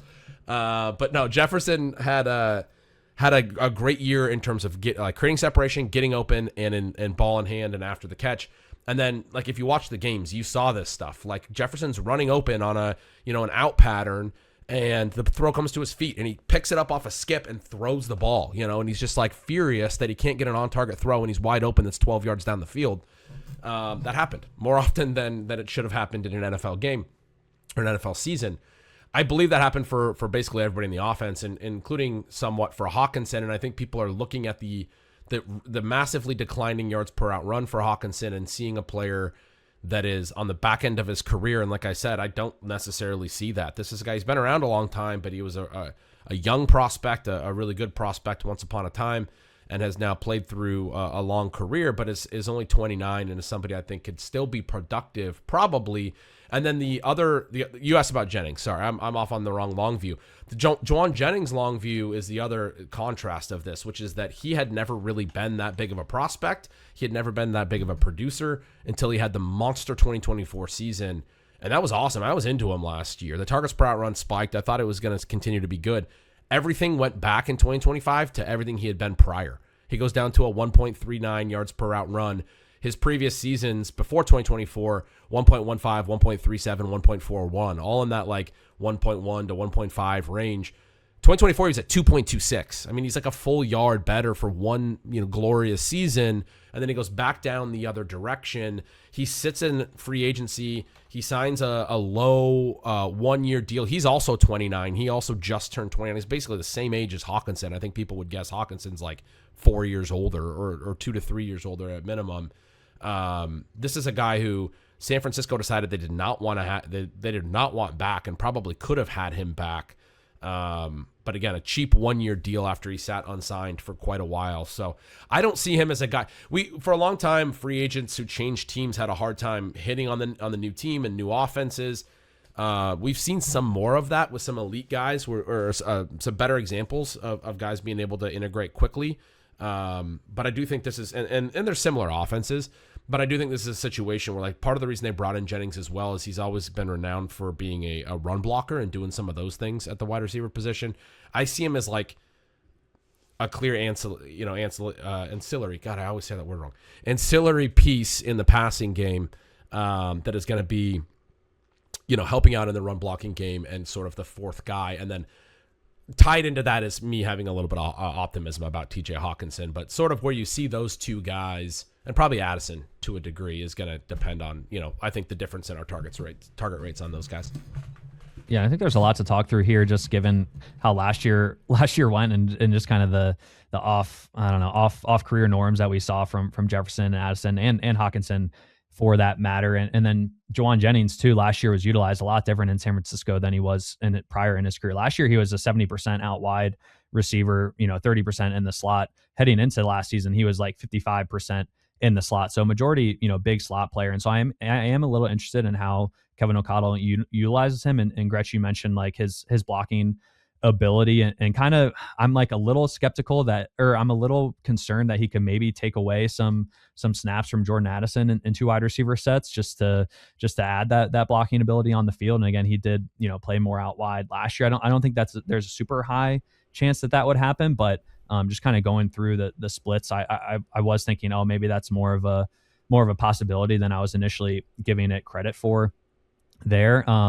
And so Jordan Addison is a guy we've been higher than the market on each of the last two seasons. Once again, we are this year about a full round above ADP currently on Jordan Addison. So, I initially felt pretty good about that rank. He's been a very, very solid player throughout his, first few years in the NFL. But, some off-field concerns for Jordan Addison, some attitude issues potentially as well. He's dealt with suspensions, I think, 2 of his first three years in the NFL here. So I'm curious your thoughts on Addison specifically, because I feel like, we're pretty confident Justin Jefferson is going to bounce back with better QB play. But given we are higher than market on Addison, curious your thoughts on him as he's, age 24 season here. Yeah, I think our Addison stance is largely a systemic one. I mentioned earlier that we're high on Kyler, despite not projecting him to be a full 17-game starter. We're 2 spots high on Justin Jefferson. We're also 11 spots high on Juwan Jennings and TJ Hawkinson. So I think it's largely just being higher on Minnesota as a whole rather than being high on Addison specifically. Although I do think Addison's role as the clear wide receiver 2 here is not in a ton of question. I think it's fair to wonder if he could lose some snaps because of Juwan Jennings' blocking ability. But I think that the routes are still going to be good. And frankly, I just think that he's in a different dimension than Jennings as a receiver. He dipped down to 7.7 yards per target last year amidst quarterback struggles. That was 7.7 is not absolutely horrific. That was higher than Justin Jefferson was, for example, and he was at 8.8 and 8.4. First 2 years of his career, he has first-round draft capital. He's shown big downfield playmaking ability. Juwan Jennings, I think Gretch made a good point with the long view that he was never really this really awesome pass catcher until 2024, and then he lasted 2 months in free agency. So I think Addison is pretty clearly the wide receiver 2 here. I feel comfortable taking him at his ADP, expecting him to be the wide receiver 2, and I think that our Addison position is largely just being higher on the Vikings as a whole with a more competent quarterback. Yeah, you mentioned Addison as a first-round pick, and draft capital doesn't matter. I think sometimes people hear it and they're like, why does that still matter? Well, I mean, it matters to the teams, among other things. It also is a proxy for the prospect profile. Juwan Jennings, formerly a 7th-round pick. Addison, Biletnikoff winner at Pitt, transferred to USC, had a great season there as well. Came in as an age 21 rookie and had 10 touchdowns. Then had 10 touchdowns in his age 22 second season. This guy's good at football. Last year is his first, bad football season dating to, high school. I mean, this guy got Kenny Pickett drafted in the first round. I mean, he's not just his own first-round pick. He's a stud. The off-field stuff is where I'm more concerned. There was a quote from Kwesi before he got fired that was because they've talked about this stuff, and it's the thing about Jordan Addison, 99%, I think it was 98 or 99% of the time, he's the most lovely guy to be around in the world. But there's an admission there that the other 1 or 2%, they think he's kind of a dick. I don't know what the deal is there. Or a bonehead, or a bonehead, or yeah, right, something. I think he's an incredible football player, probably. And I think last year's down, yards per out run season and all that does create some real opportunity for this to be a bounce back year. And again, to just throw another number, I was looking at my notes. Justin Jefferson last year, 7.5 yards per target. First year in his career under 9.9. That may be the PFF yards per target numbers. They pull out like uncatchable throws, but just a significant gap in his yards per target from the other. I believe it's like 6 years of his career or something, or 5 years of his career, where again he was a 2.2 plus yards per route run guy, and he was 1.88 last year. So that's actually the PFF, or excuse me, the Pro Football Reference has the more official target numbers, I guess. 7.4 yards per target last year. He had been 9.7 or better every other year. This is one of those guys that maintains the really high yards per target every year. And then last year, it's completely at the bottom of the barrel. And again, it's on the pre-catch stuff. It's not the yards after the catch or any of that. As far as Kyler's efficiency, one note that I did want to, one more little note of optimism I did want to throw out. He talked about his injuries. He played hurt quite a lot in Arizona. His best passing efficiency in recent years was his one full season where he had 614 dropbacks. In any of his past 4, that was his best efficiency year. The other 3, now some of them it's like he was just having a tough year and then he got hurt. And like last year is kind of what happened, and they kind of just like moved on from him. It seemed like it didn't even seem like he was that injured.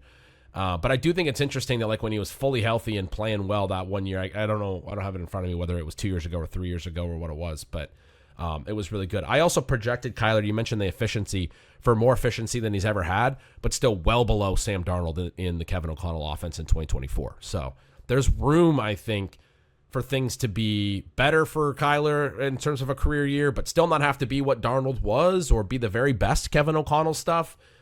Be positive for Justin Jefferson and Jordan Addison and these guys, but also we're not like overstating Kyler's impact on them. Like some people are like, oh, you can't throw to anybody. And it's like, that's not really fair. Like when he had DeAndre Hopkins, even when he had a washed up AJ Green, he was able to get him the ball, and AJ Green had some stretches of production.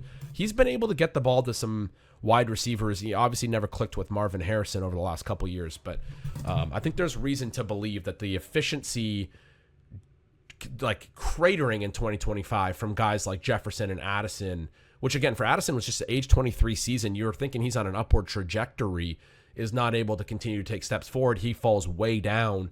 And then Hawkinson, I mentioned a career low for him too, that those craterings are going to rebound in a major way potentially. To the Jefferson efficiency point as well, we're at 8.8 yards per target. Gretch, you're up closer at 9.3. And we do have him bumped from Algo. I mentioned, kind of at the top of this team that I think our Algo is going to have a tough time like fully throwing out last season. And while we kind of want to do that in our heads and just say, oh, it's going to be way better this year. So we already have Jefferson's yards per reception bumped. I do think we could bump the catch rate because I have a note in here. He had a 68% catch rate in his career entering last season. And then last year was below 60%. Our algo right now is at like 63.5% on Jefferson. So that's probably a spot we can easily take up a little bit. And we're also below Gretch in terms of Kyler's completion rate. So that would flow through a little bit there as well. And Gretch, it was hilarious when you were talking through TJ Hawkinson and being like, yeah, he's only 29 years old. I bet people would think he is way older. That was my exact thought process going through his profile. I was like, man, I kind of forgot TJ Hawkinson was like the 8th overall pick. And like, geez, he's only 29. I feel like he's been in the league forever. So it's just kind of funny that I do think he's been kicked to the curb, but we're throwing out last season and all the efficiency issues that the other receivers had. But for TJ Hawkinson, I think people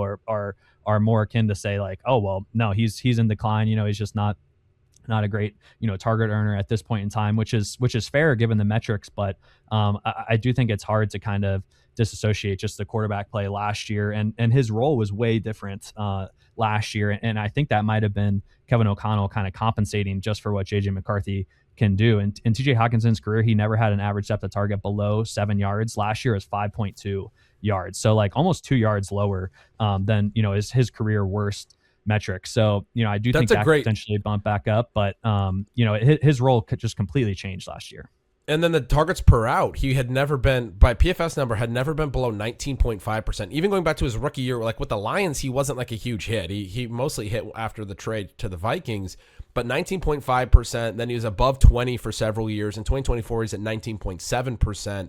Those are good numbers for a tight end. 15.3% last year. One of the reasons I wound up with more targets for him is routes. He ran over 400 routes last year. I think he's pretty clearly locked into a pretty big routes role here. I mean, they do have some other tight ends. They'll do some big tight end stuff, but like Josh Oliver's mostly a blocking tight end. This is a guy that, like, Hawkinson is a prominent enough player in their team, you know, in their offense and in their organization that, like, he's going to run 400 plus routes. He may push closer to 500 if they get a little bit more pass volume this year or whatever, you know, depending on how that develops. That ADOT note you had, I hadn't noticed that. That's a really interesting one too, where the targets per out are way lower and the ADOT's way lower, which is bizarre, right? Like that both of those things are falling off. But if he's running a ton of routes, I want to bet on the outlier stuff with his ADOT and targets per route from 2025, given that we know that was such a weird season in a lot of different ways, even like the O-line stuff. If you're not as down on the QB play as us, I want to bet on that being like regressing to some degree, not being 3 or 4 percentage points lower or 2 yards lower in terms of the targets per out or the ADOT. When I know the routes are going to be there, because he has to be like really bad per route to not be. Yeah, he's going really late. It's bizarre. Well, I was going to say, I'm like a little skeptical of his fantasy value in like a home 12 team, you know, fantasy league. But he's essentially free right now in redrafts. And then on Underdog, he's going as a tight end 22. We're about a full round ahead of ADP there. So I think, you know, he's unlikely to like bury you necessarily if you're like fading TJ Hawkinson. He's never been a great TD scorer throughout his career, but I do think like his role in the offense is probably a little bit better. And you know, we're 25 targets behind you, and again we're around ahead of ADP there. So are people doing the pattern matching with Kyler and Trey McBride, and they're like, oh, we just saw Jacoby Brissett finally unlock Trey McBride, and so Kyler can't throw to his tight ends? That's probably something that's happening here. I'm sure that's certainly an excuse / rhetoric that's out there, and I bet, but you know, TJ Hawkinson, again, he hasn't been a touchdown scorer his whole career necessarily, so I don't even think that's something that's like going to get taken away from him.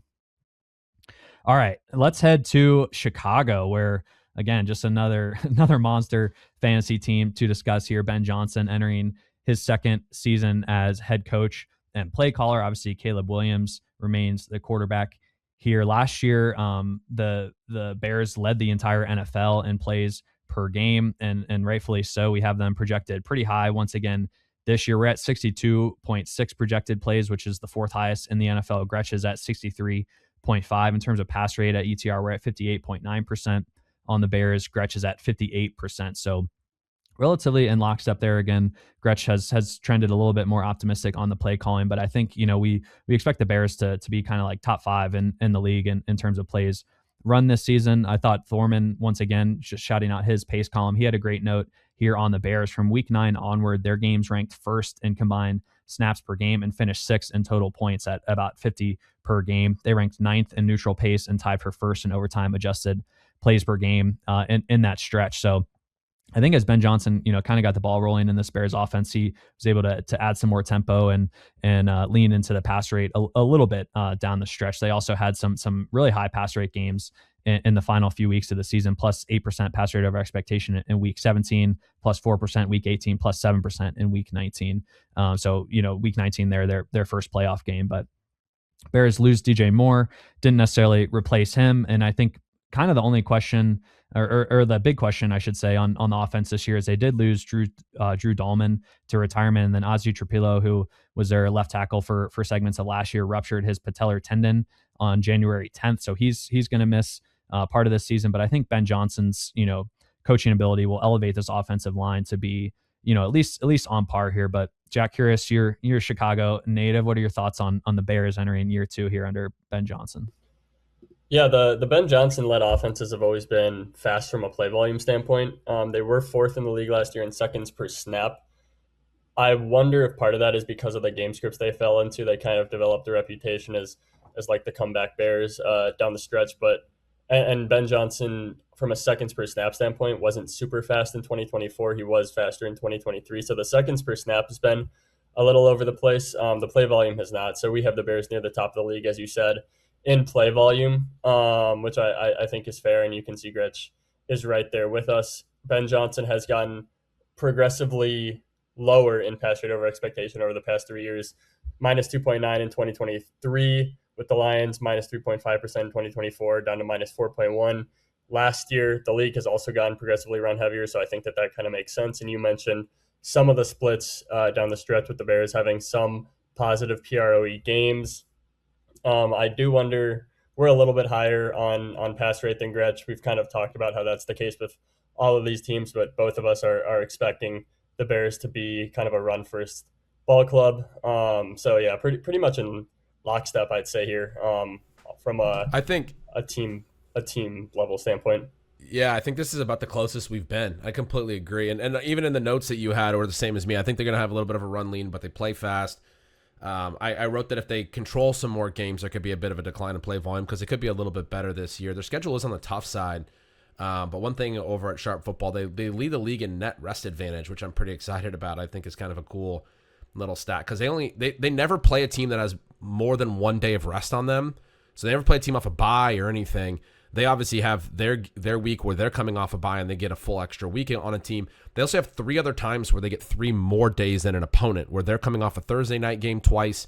And then before their fantasy championship, which is against the Lions, they have a Friday Christmas game the week prior. And the Lions have to play Monday night that week. And then they play the following Sunday. So the Bears, and this is going to be like a division deciding game. The Bears get the whole weekend. Ben Johnson's going to work through that weekend over Christmas weekend, I promise you, before a week 17 game. So that's probably going to be a shootout in week 17. We talked about being excited about the Lions. I'm really excited about the Bears as a fantasy offense too. I'm projecting above average play volume, as Jack said. But they ran the second most plays in football. One more stat on you said that they had some close games. They played 11 games within 7 points or fewer last year. So if they do, have some bigger blowouts, that's going to bring down some play volume probably. They had a lot of tight games. But again, the schedule's still on the tough side a little bit here. I don't know. I think they're going to play a lot of fun football games this year. Another team that looks great to target. I'm talking with resident Bears fan Evan Silva, and on our ETR retreat and in the Slack, he continues to comment how poor their defensive outlook looks as well, and they just really profile as a shootout team this season. So it could be a just massive fantasy outings across Bears games consistently throughout the year. Does that mean that in week 17 we just draft all Bears and Lions for week 17? For sure. That game's I think so. Million. I think the only issue is that game is in Chicago, so you have some potential weather concerns there in January. But otherwise, yeah, it sets up as a massive Week 17 shootout. I did want to mention personnel-wise here. Last year, they had 45% of their snaps came with 2 or 3 tight ends on the field. That was the 6th highest in the NFL. And then they really ramped up their 13 personnel usage from Week 11 on. That was at 15%, which is would have been clearly second in the NFL behind only the Rams last year in terms of 13 personnel usage. They end up drafting Sam Roush this year at tight end. Obviously, they have Colson Loveland coming into their second year and Cole Kmet still on a pretty healthy deal there for the Bears. So I do think this is going to be a heavy personnel leaning team. And then, you lose DJ Moore. They draft Xavier Thomas here, but he's not doesn't profile as a high volume guy at all. So I think the targets could be really condensed among the top guys here. So this is, I think, just an awesome fantasy offense to target in that regard. Just a lot going for them here in high play volume. Theoretically good quarterback play. Yeah, Ben Johnson, obviously great offensive minds. And then you have the potential condensing of targets and opportunities here. I think that should be pretty clear, especially if they continue to lean into the heavier personnel set. So they're still expected to have a good offensive line despite center Drew Dahlman retiring and the rookie left tackle. You mentioned Torres patellar tendon and they acquired some potential replacements, and they're still expected to have the average rank I have from the sources I'm looking at is 5, ranked top 5, back end of the top 5. Everything that I look at from a team perspective, I talked about I like a lot of the teams in this division. I got really excited about the Bears going through this whole process. The schedule stuff is going to push them. The defense, you said, the pace, the play caller being and a play designer. Some of the heavy personnel stuff you said that can concentrate volume on, and then the fact that, as we'll get through to the skill position players, it looks concentrated, just like the Lions. Let's get into Caleb Williams because we are a little bit behind market on him, but the fantasy market is I think equally excited about this Bears offense. You're not necessarily sneaking this by anyone. Caleb Williams currently going as the QB6 on Underdog. We're at QB8, so a few spots behind him there. But in terms of projection inputs, we are pretty similar to Gretch here, a little bit lower on the efficiency side, but completion percentage, we're at 64.1% on Caleb, which is a massive jump from where he was last year.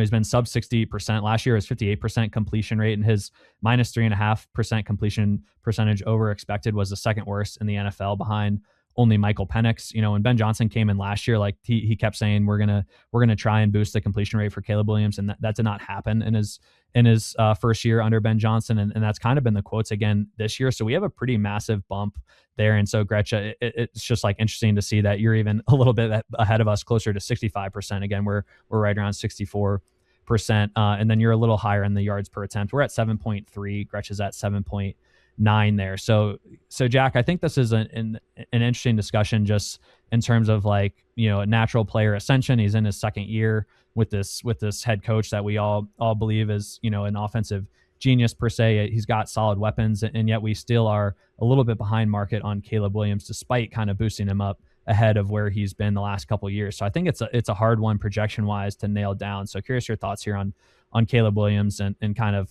where the fantasy market is valuing him and where we might be a little bit low here. Yeah, I think it's probably partially the efficiency. We're at 7.3 yards per attempt. He was only at 6.9 last year. I think if you asked people what his yards per attempt was last year, they would probably guess higher than 6.9, because that's not a very good number. But the offense is projected to be really good. So I think it's easy to see where the fantasy market is coming from. I think Caleb deserves a big shout out. He dropped his sack rate from 10.8% as a rookie to 4.1% last year. And I think that the completion percentage note, which is a big point of emphasis for the second straight offseason, I think there's a little bit of nuance to it, because Caleb was on the Pardon My Take podcast, and he mentioned how often he throws the ball away. He had a 6.8% throwaway rate last year. I think that was second in football only to Carolina. And so that's 6.8% of his throws that are just 0% completion probability. The average is around 4%. So that's 3% higher than average. And he mentioned doing that so that he can keep Ben Johnson in position to go for it on fourth down and avoid those sacks. So I think the completion percentage and the sack rate kind of go hand in hand with one another. And I think if given the choice between the two, Ben Johnson is okay with the completion percentage being lower as long as the sack rate is lower. But yeah, I think it mostly is just the yards per attempt thing. We are expecting him to be 0.4 yards per attempt higher than he was last year. There is some upside on that, obviously, if this Bears offense goes as nuclear as everyone expects. But from an average standpoint, that's kind of just where it nets out. I think that 0.4 yards per attempt improvement is, that's a pretty solid improvement. But it's kind of like the Chargers offense, where it's kind of a scary fade, but that's just kind of where the number pans out. And if he hits the ceiling outcome, it certainly could look very wrong in hindsight. We also have him bumping up a little bit in TD rate. We project 5.1% last year. He was only at 4.8%. It looks like Gretch is essentially in line with us there as well. We project 27 touchdowns for Caleb on 20 fewer pass attempts. Gretch is at 29 touchdowns on Caleb, so a little bit higher there. But I think percentage wise, we're in the same ballpark. So Gretch, I'm curious your thoughts. I know you haven't done like a ton of drafts this offseason, but Caleb, I do think is a scary fade, kind of for all the reasons we've mentioned, about liking this offense. But in terms of projection wise, we're essentially in lockstep here. So I'm curious your thoughts on his fantasy outlook specifically. Yeah, when we talked about the Texans, I had the same note as Jack about the sack rate. I talked about the sack rate thing with Stroud, where his efficiency dipped a little bit, but while he also dramatically cut his sack rate. So I described it as improvement, because you're getting the ball out, you're not taking these negative plays. That sack rate thing is huge for like all the real football stuff, and then that's what gets captured in a lot of like the EPA models and stuff. I think the EPA models have some issues, but you're going to see Caleb look a lot better in EPA per play than in completion percentage over expected, because he's taking incompletions instead of sacks, which are negative plays. Obviously, you'd prefer a 0 yard gain to a negative gain or loss, obviously there. So the difference with Caleb from Stroud, though, is he actually improved. Like you mentioned, the 6.9, his completion percentage went way down, and his yards per attempt actually went way up from just a horrible rookie season. That it really needs to be contextualized what happened in 2024. I mean, you had a lame duck coaching staff that didn't devise a very smart offense at all, and then both of those guys for the head coach and the offensive coordinator get fired reasonably early in the season, and then you're coaching out the rest of the season with an interim coach, and Caleb is basically just free to do whatever he wants, and he's holding the ball too long, and he's taking a ton of sacks and a ton of hits. He's trying to play make all these things, which is how he plays, but there's no structure or anything. And so in the first year under Ben Johnson, trying to change the way that you play, like you can't become exactly what you're going to become the very next season. And something that I've talked about with some of the guys who had tough rookie seasons or early career inefficiency and then built up, like Devontae Adams always comes to mind when I think about this, totally different position. But it took him multiple years of building from the really poor first couple seasons where you look at like his per out run stuff. It bounced a couple of years, secondary breakout, and I think there's like even a tertiary breakout after that in Devontae Adams' numbers. When you look at Caleb going into 2026, clear room for a secondary breakout. The completion percentage fell, as you guys talked about, but the efficiency rose. His time to throw is still highest in the league. He's still doing the playmaker stuff, but he's finding a better feel for when to get rid of the ball, and he does deserve a ton of credit for that sack rate absolutely cratering. I mean, he got sacked more than anyone in the league the year prior, and then it's like a very good sack rate in 2025, well above average. I do want to mention one thing there, just because, so the sack rate dipped a ton, but his pressure to sack ratio in 2024 was 28%, which was the second worst in the NFL. Last year was 10.8%, which was the second best. So he essentially, was one of the worst quarterbacks at like when he was pressured, getting sacked his rookie year. And then last year completely flipped. So is that something you've ever looked into, Gretch, on like kind of how sticky that is year over year? And can we feel that jump is like reliable in his sack avoidance?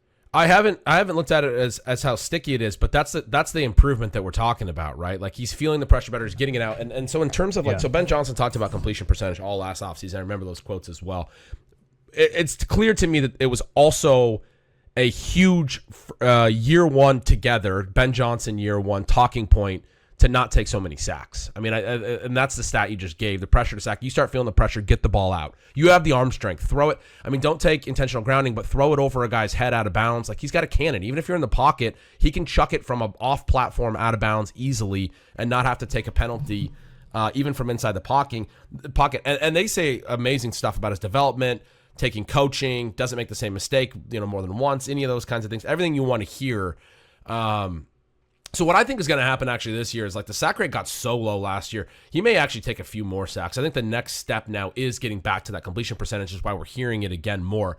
It's like now, okay, we got to get it out into more completable spots. Part of the reason the completion percentage fell all the way below 60% as well is they had a lot of drops last year, but some of that's because he just throws absolute bullets. Like he's got to get a little more feel for it, but I think that comes with trying to get the ball out. So he's throwing, he's got the really high throwaway rate that Jack said. I think he also had a really high rate of like tougher to catch balls than people realize that didn't even go down as drops, but are probably not a high, you know what I mean? Like they're at the guy's feet or they're thrown away from the defender. Because again, it was such an important element to get the ball. And those are the kinds of ones that really hurt the completion percentage over expected as well, which some of the sites take out throwaways, but he still had a really bad completion percentage over expected. But those throws that have a small expected completion rate, but are typically almost always going down as incompletions. I think it's funny he has a really low interception rate as well because he just throws a absolute cannon. I don't even think defenders can catch it. But I think he took a clear step forward from a completely non-functional year one, for like everything around him, right, to a very highly functional situation. And I don't think we should have ever expected 2025 to be perfect. And now we're going into 2026, and I think it's really easy to project another step forward because we saw that bump, the long view stuff. This is a great, quarterback prospect, somebody that we expect. There's going to be more bumps in the road, but we expect. I think, frankly, last year was a smoother than reasonable expectation for year two over year one, and I just have nothing but optimism for where that goes from here. I think he kind of profiles as like a small miss, big hit type of fantasy quarterback. I think we all feel pretty confident in the floor here for Caleb Williams. And then, if it really does connect in terms of the completion percentage and just taking that year two in Ben Johnson's offense leap.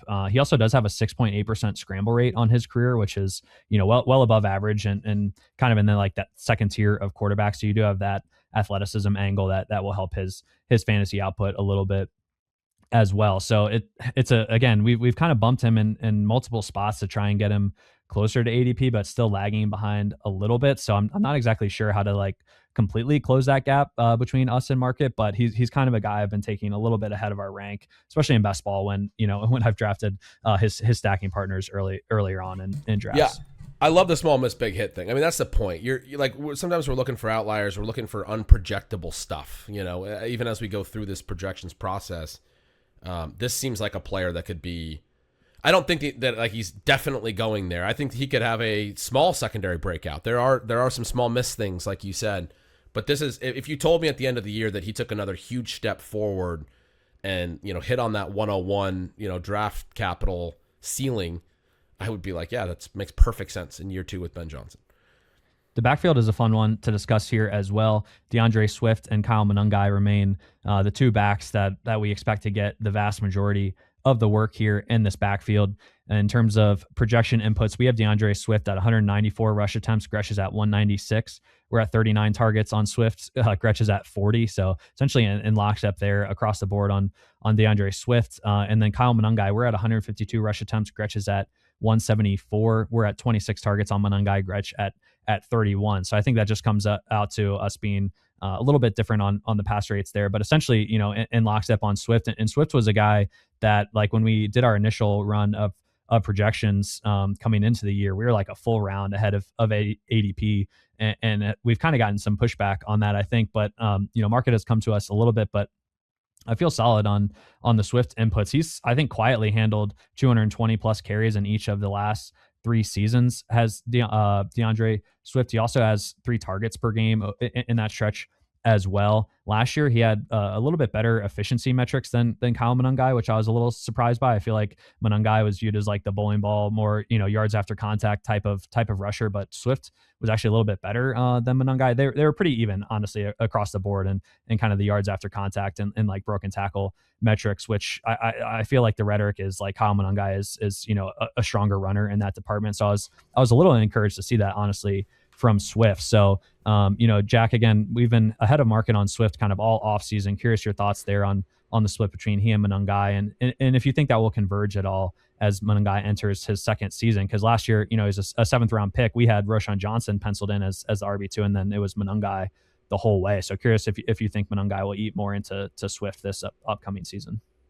Yeah, we're kind of projecting it similar to how it was last year. Like you said, Swift was more efficient on a yards per carry basis, as well as rush yards over expected per attempt. He was actually double Monangai in rush yards over expected per attempt, but they were both positive. By the end of the year, it really settled into a super predictable, consistent split. Over the last 5 weeks of the season, Swift had between a 53% and 59% design carry share. That's really incredible consistency from a week-to-week basis. It was pretty much the same thing every week. I think it makes sense to expect them to roll with that again this year. I think the nice thing about both of these guys is the RB3 is Roshan Johnson. So if Swift or Monangai goes down, the other one likely vaults into pretty much an every down role. It's kind of similar to Kyron and Corum in that regard, in that we know what the split is going to look like with both of them healthy, where Swift is the RB1. Swift is going to get more of the pass down stuff. But if the other one goes down, we're looking at an every down workhorse on one of the better offenses in the league. Yeah, and we're a little bit, I mentioned we're ahead of market on Swift, and we're a little bit behind on Monangai, which, he had one game last year when Swift was out. Coincidentally, it was against the Bengals, who were just the worst rush defense, like almost just, one of the worst in history, and just an absolute sieve last year. And Monangai went 26 carries, 176 yards on the ground. He also caught 3 of 5 targets. So he did show that kind of that RB1 workload. I remember going into that week projection wise, we were like, man, is he gonna seed the passing game work? He did have a solid route share and caught 3 balls that game on top of the massive rushing workload. So agreed, like the handcuff upside is really strong there. But I think just kind of going into the season, I much prefer Swift as the fantasy target. But Gretch, curious how you see this backfield entering the 2026 season. So it's funny because I thought I was gonna be maybe light on Monangai a little bit. I wrote in my notes, I'm normally into the younger guys in these situations, but DeAndre Swift looked better than Monangai for most of the year last year. When I was writing Stealing Signals every week, I was emphasizing I did not think that this was like the takeover was clear. Like a lot of people think, oh, the rookies progress and they're going to take over. I was like, no, Swift looks better It's just the way that, I mean, when I was watching the games and I was looking at the numbers, you mentioned at the end of the day, their evasion numbers and yards after contact, breakaway stuff, very similar. For Swift, it was mostly in line with his recent seasons. That's down from his peak, like back in like 2022. But again, Monangai was like right in that exact same range for all the peripherals. Which is for him is fine. Like it's not great, but for a rookie, like it should have a little bit more burst probably, but good enough to be optimistic for year 2. But Swift did have a better yards per carry and yards per target than Monangai, which I basically was like, that's the burst that I think I was seeing on the screen, which is like stepping aside from like the evasion rate and all this stuff. Like when there's room in front of them, Swift would eat up that room quicker than Monangai, which is like, an important a running back trait, frankly. But their numbers were very similar. Monangai was good. He did look very good at times. You mentioned the huge game with Cincinnati. It was very telling that the very next week when Swift was back, even though Monangai just had his breakout game, Swift was back in the lead role. Like it wasn't even like a 1 week switchback. It was back to 1A for DeAndre Swift. And Jack broke down the numbers.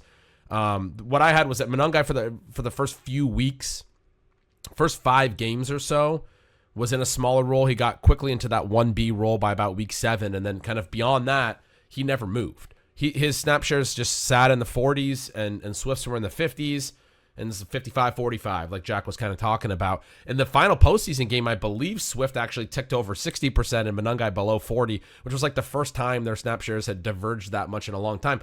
When the season was on the line, they went to Swift a little bit more. So this isn't a situation where they think Swift's like the old guy. And you mentioned the green zone's really close. Everything, the usage very similar across the board. Like he's using them interchangeably. Now, because of that, I do think that there's potentially more ceiling for Monangai if Swift gets hurt than Swift if Monangai gets hurt. Because I kind of wonder if Swift's held back by a desire to keep him healthy, because they do seem to think he's the better back and they're using him as a lead, but he's older and he's had injury issues. And Monangai, we saw last year when Swift went down, they gave all the work to. But I think if Monangai went down, because he's kind of like non-special, I feel like he's just sort of taking on some of the work from Swift. Maybe it's Roshan Johnson. Maybe it's Britton Brown who got a little bit of work at the end of the year, and I think in a situation that didn't really matter, but looked okay. I think maybe a secondary back would maybe factor in alongside Swift a little. So that was one like sort of specific take about how the handcuff stuff could work out. But yeah, the handcuff upside can go both ways, or the contingent upside can go both ways. The younger guy can get hurt, and I do think Swift would get more work, but maybe it wouldn't get as big, because like you said, the Bengals game, Monangai got like 26 carries and like 5 targets, just to reiterate that. Now I will say low running back target rate here. Caleb's not going to check down, he's going to extend.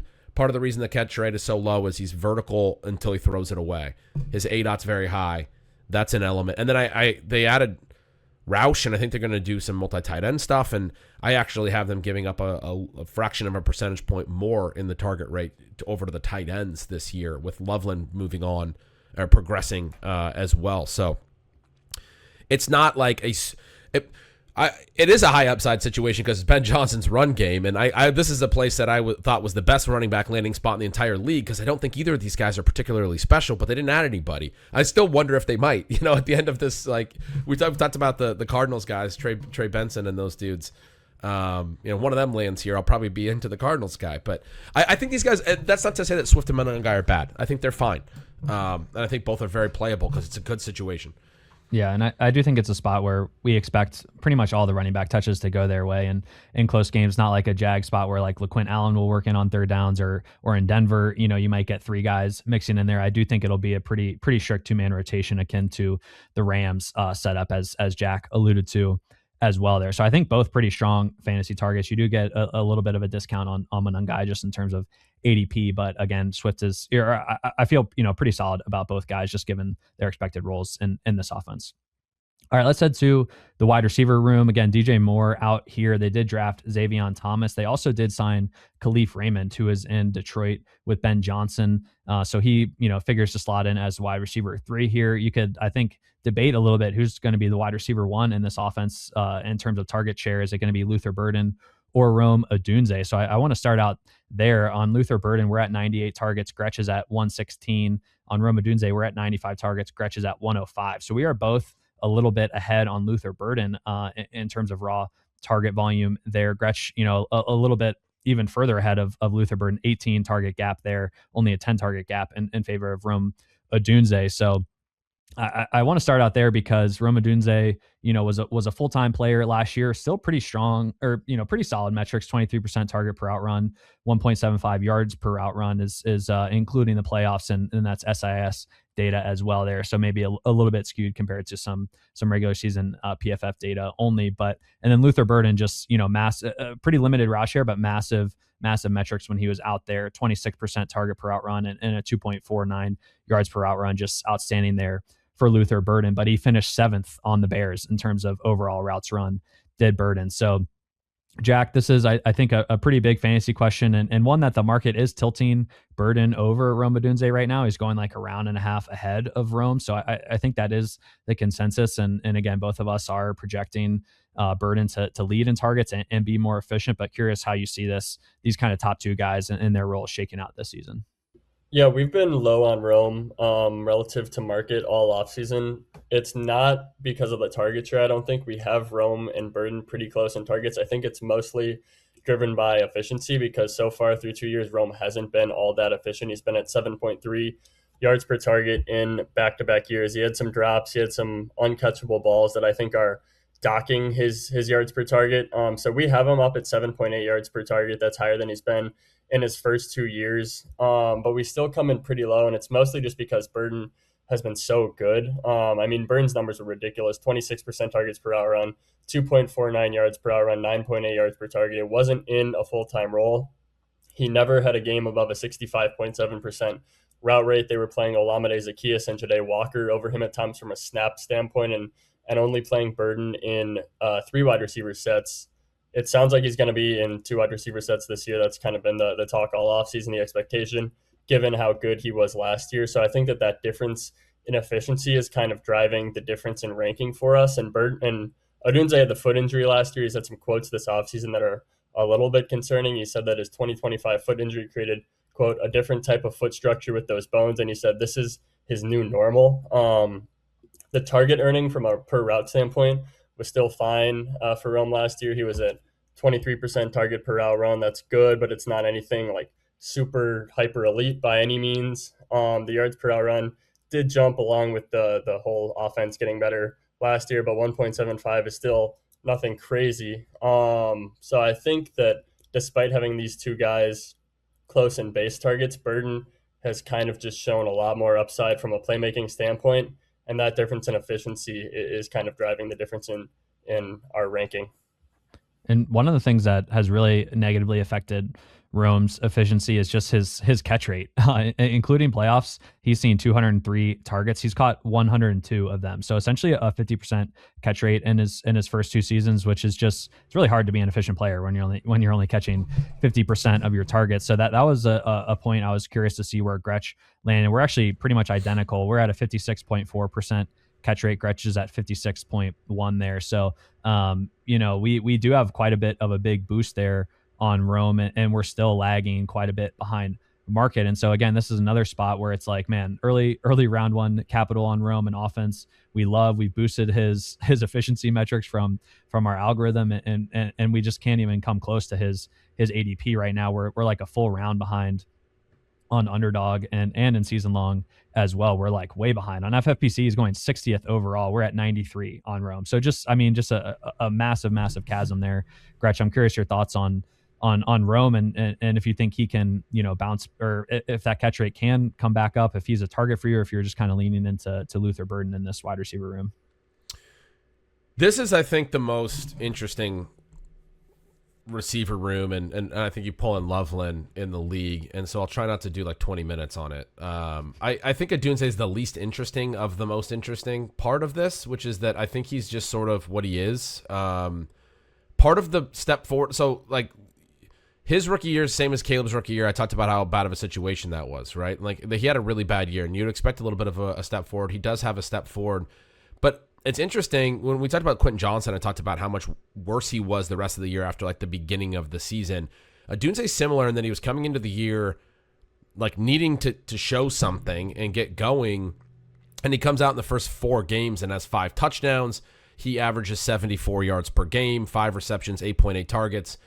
From there on, he averages 3 receptions on 6.9 targets for 46 yards with 1 more TD the rest of the year in his 8 remaining regular season games. He had 2 catch postseason games as well. He went over 55 yards just twice in those 10 games from the week 5 bye on. So the split stuff, it tends to be not as predictive, but when it's a player who's coming in with some concerns about last year and needing to take a step forward, and it's a very limited step forward, and then we see that the rest of the year, I'm a little bit concerned. Now, you mentioned some of the health stuff. The catch rate was real.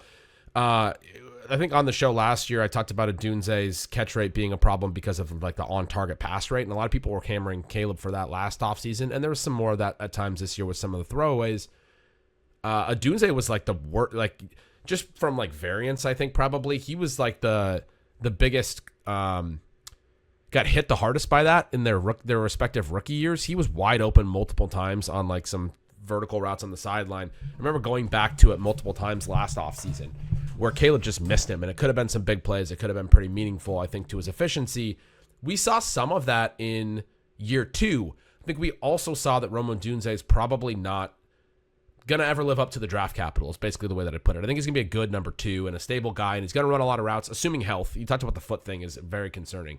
But I think he's the third guy, and you have these 2 really exciting year 2 players, and if they hit, then Odunze is, to me, like the per route stuff and the efficiency that Jack was talking about makes him the third guy. He's the third fiddle. He's not on their level in terms of what he could be.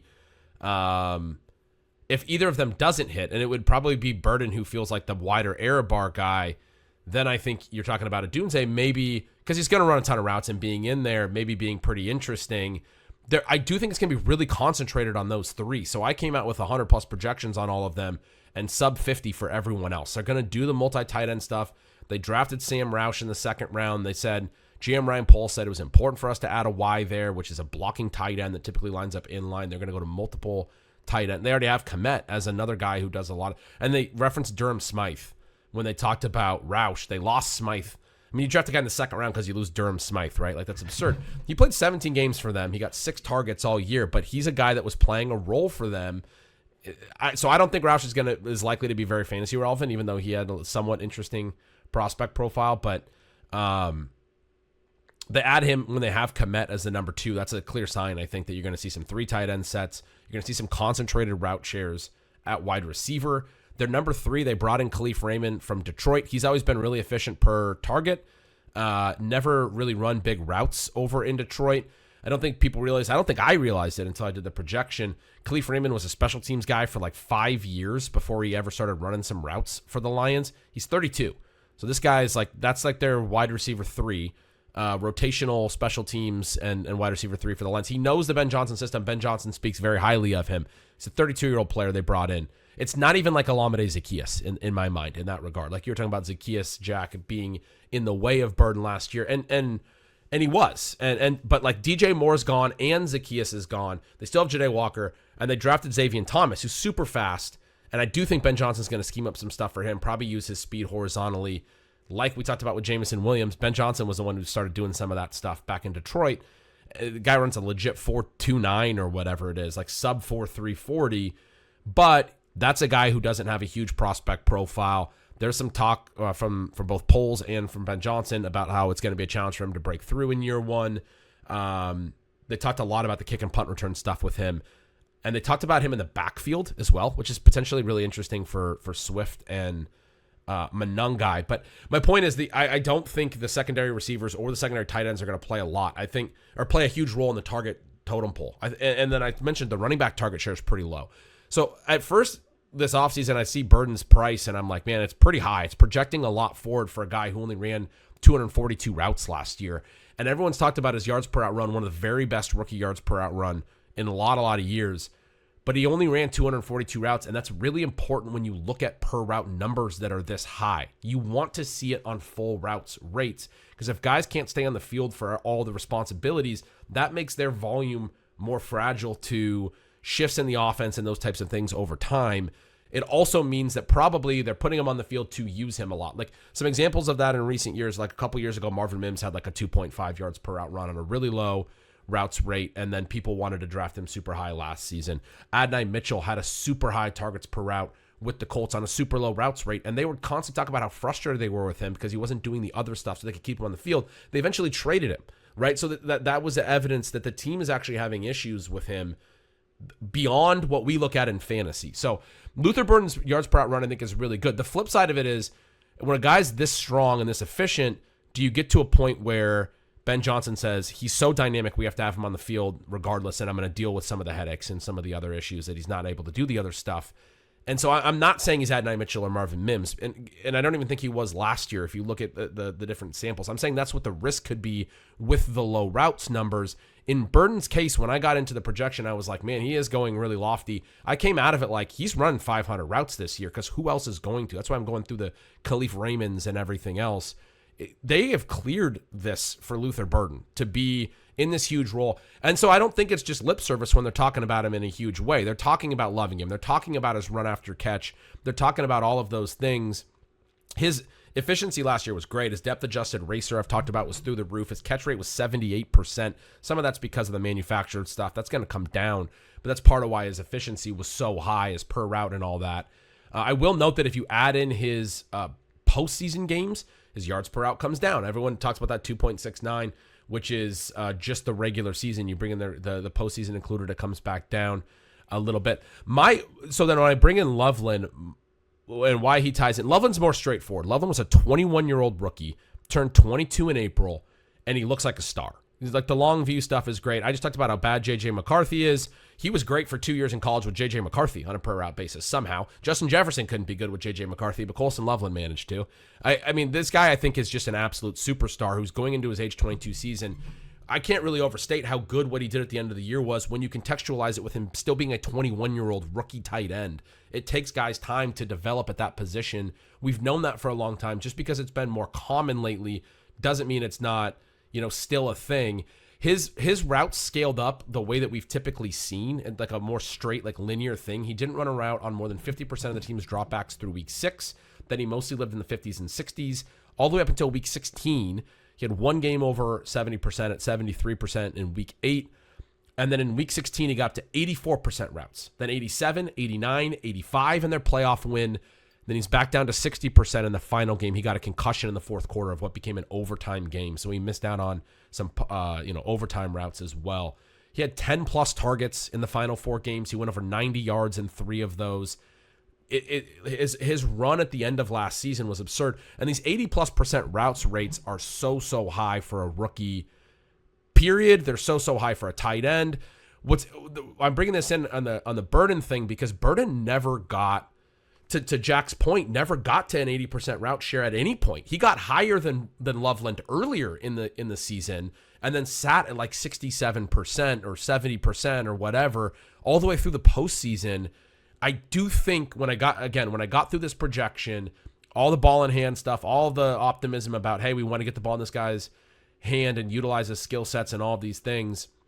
And I don't think he's as limited as a guy like a Marvin Mims or whatever, because Burden was running real wide receiver routes. Like Mims's like really limited routes profile was just swing passes and bombs. Like Burden was running intermediate routes. So there was the one play that he had where he ran like a 15-yard stop and the cornerback was just blown like 5 yards downfield. And then his like after the catch, he like broke a tackle and everyone was like going nuts about it on social for like that whole week. I was going through some of my own signals and I was just reading what I had written about it and remembering that, like, yeah, that was a sweet play. It was a sweet route. It was a sweet after the catch play. Like, this guy can play wide receiver. And that's what was in the collegiate profile as well. I mean, he was a 3-year guy, early declare. But he did have some limited routes in college too. So there's some stuff that is like, he's a really unique play. I think he's one of the most interesting players for 2026 fantasy football, maybe the most important player to get right, because I do think there's a very valuable fantasy offense, and I do think it's going to be very concentrated, and I do think he has some real ceiling.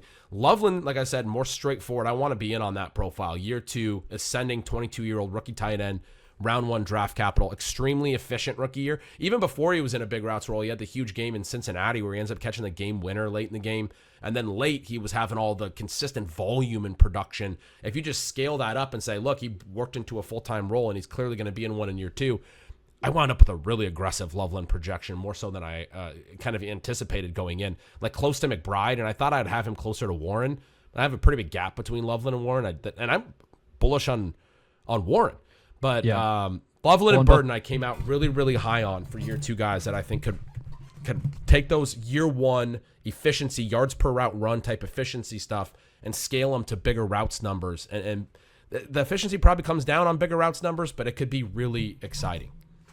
A couple notes on Burden before I toss it to Jack on Loveland, because on Loveland I do think he's worth diving in even a little bit more. But on Burden, there's a few things that I found interesting about his rookie profile as well. And one of the things, he only ran 53.5% of his routes out wide, 45% of them came in the slot, and a lot of the vacated routes are from DJ Moore, who predominantly played outside. And then when you have Khalif Raymond coming in, Khalif Raymond's been 58% out wide in his career, 40% in the slot. So like maybe Luther Burden could potentially lose some snaps or routes out wide.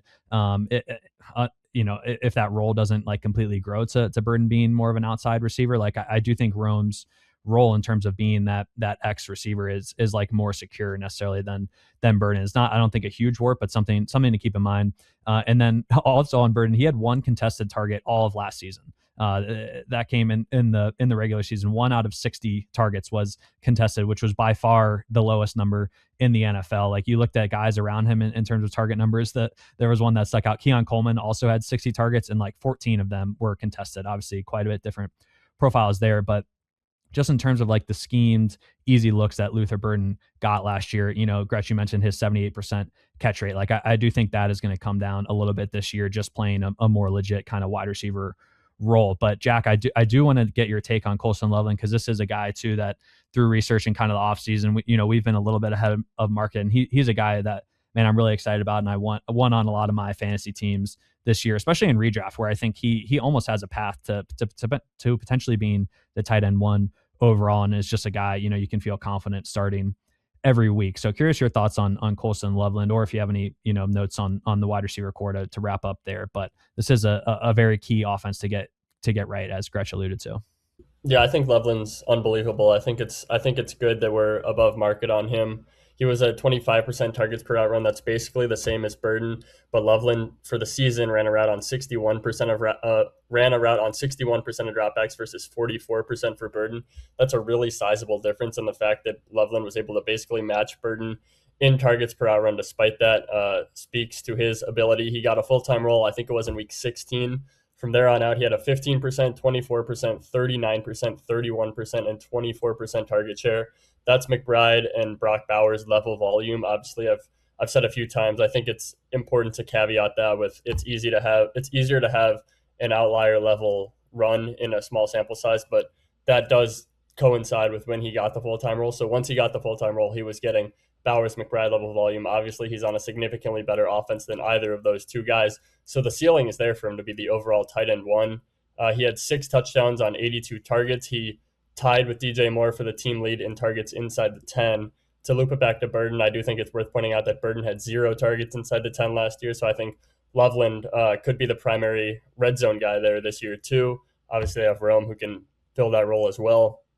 And we saw Ben Johnson really turn to Loveland in high leverage spots down the stretch. I think it was the playoff game against the Packers. It might have been the week 18 game where they had a big 2-point conversion that they needed to convert, and Ben Johnson did a bunch of motion and basically ended up dialing up an ISO with Loveland on the left side, just going at a cornerback, and he won that battle. So I think Ben Johnson has a ton of trust in Loveland. So I think Loveland has overall tight end 1 upside. I like that we're ahead of market. I think that he could have a really monster season. Even with the limited routes for Loveland, sorry, one thing real quick. Even with the limited routes, he had a double-digit target share in 18 straight games to close the season, which I was like blown away by. A lot of those are in like the 10 to 14% range, but even though he wasn't on the field very much, he was consistently getting targeted by Ben Johnson, and then that continued when we saw the route spike. So it's just in his age 21 season, like just all the signs are just extremely bullish. Yeah, I was just going to emphasize that it's such a cleaner thing than Burden. Some of the notes that you guys both just threw in there with Burden made me even a little bit more concerned again. Like it's such a unique profile, like your contested catch point, Mark, and your note, Jack, about the red zone role. I mean, like it was a kind of a schemed role, right? Like that's why some of this was limited. And like, how does that project to a larger role? I think you want to be in on a Luther Burden when you just look at him independently from year 1 to year 2 and what he is. Colson Loveland, you definitely want to be in from year 1 to year 2. Like by comparison, like it's a lot cleaner, it's a lot clearer, wider error bars on Burden. And if Burden is a miss, and if like a Dunze's foot is an issue, or he continues to drop passes, the catch rate's not there. I do think like some of the secondary guys are gonna do some stuff. I do think Khalif Raymond's he's like a vaguely interesting like late round best ball guy, and like Cole Kmet's gonna do stuff. Xavier Thomas may do like Colson Loveland may have to be the vast majority of this passing game in some scenarios where Burden and Dunze aren't really hitting.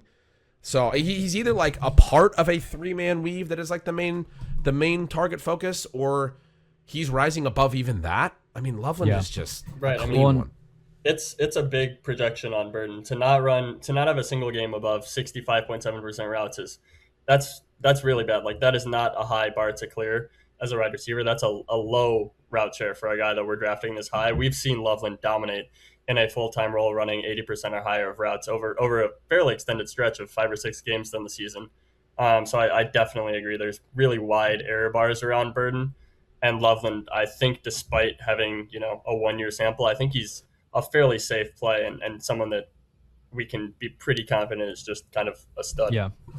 I will say the Coach Speak quotes from around Ben Johnson on Luther Burden have been like insanely bullish, and that he's like, I'm buying all the stock in Luther Burden this offseason. Like he's come in and given extreme effort like on these practice plays and like spring practices and stuff. Like he's seen a real noticeable jump in Luther Burden. So I think that optimism is kind of easy to tag along and just feel confident that Burden could take that jump, potentially. But there is some risk there, and I think too, like the Bears' propensity to run out the heavier personnel sets. Colson Loveland ran 55% of his routes from the slot or out wide last year. So like he's going to be, and not necessarily a strict inline tight end, and can almost be, a glorified wide receiver 3, or if they're in 12, 13 personnel, like Colson Loveland can be split out wide and run those wide receiver routes, which is, as Gretch alluded to, like even if one of these top wide receivers goes down, it could just continue to condense on Loveland given his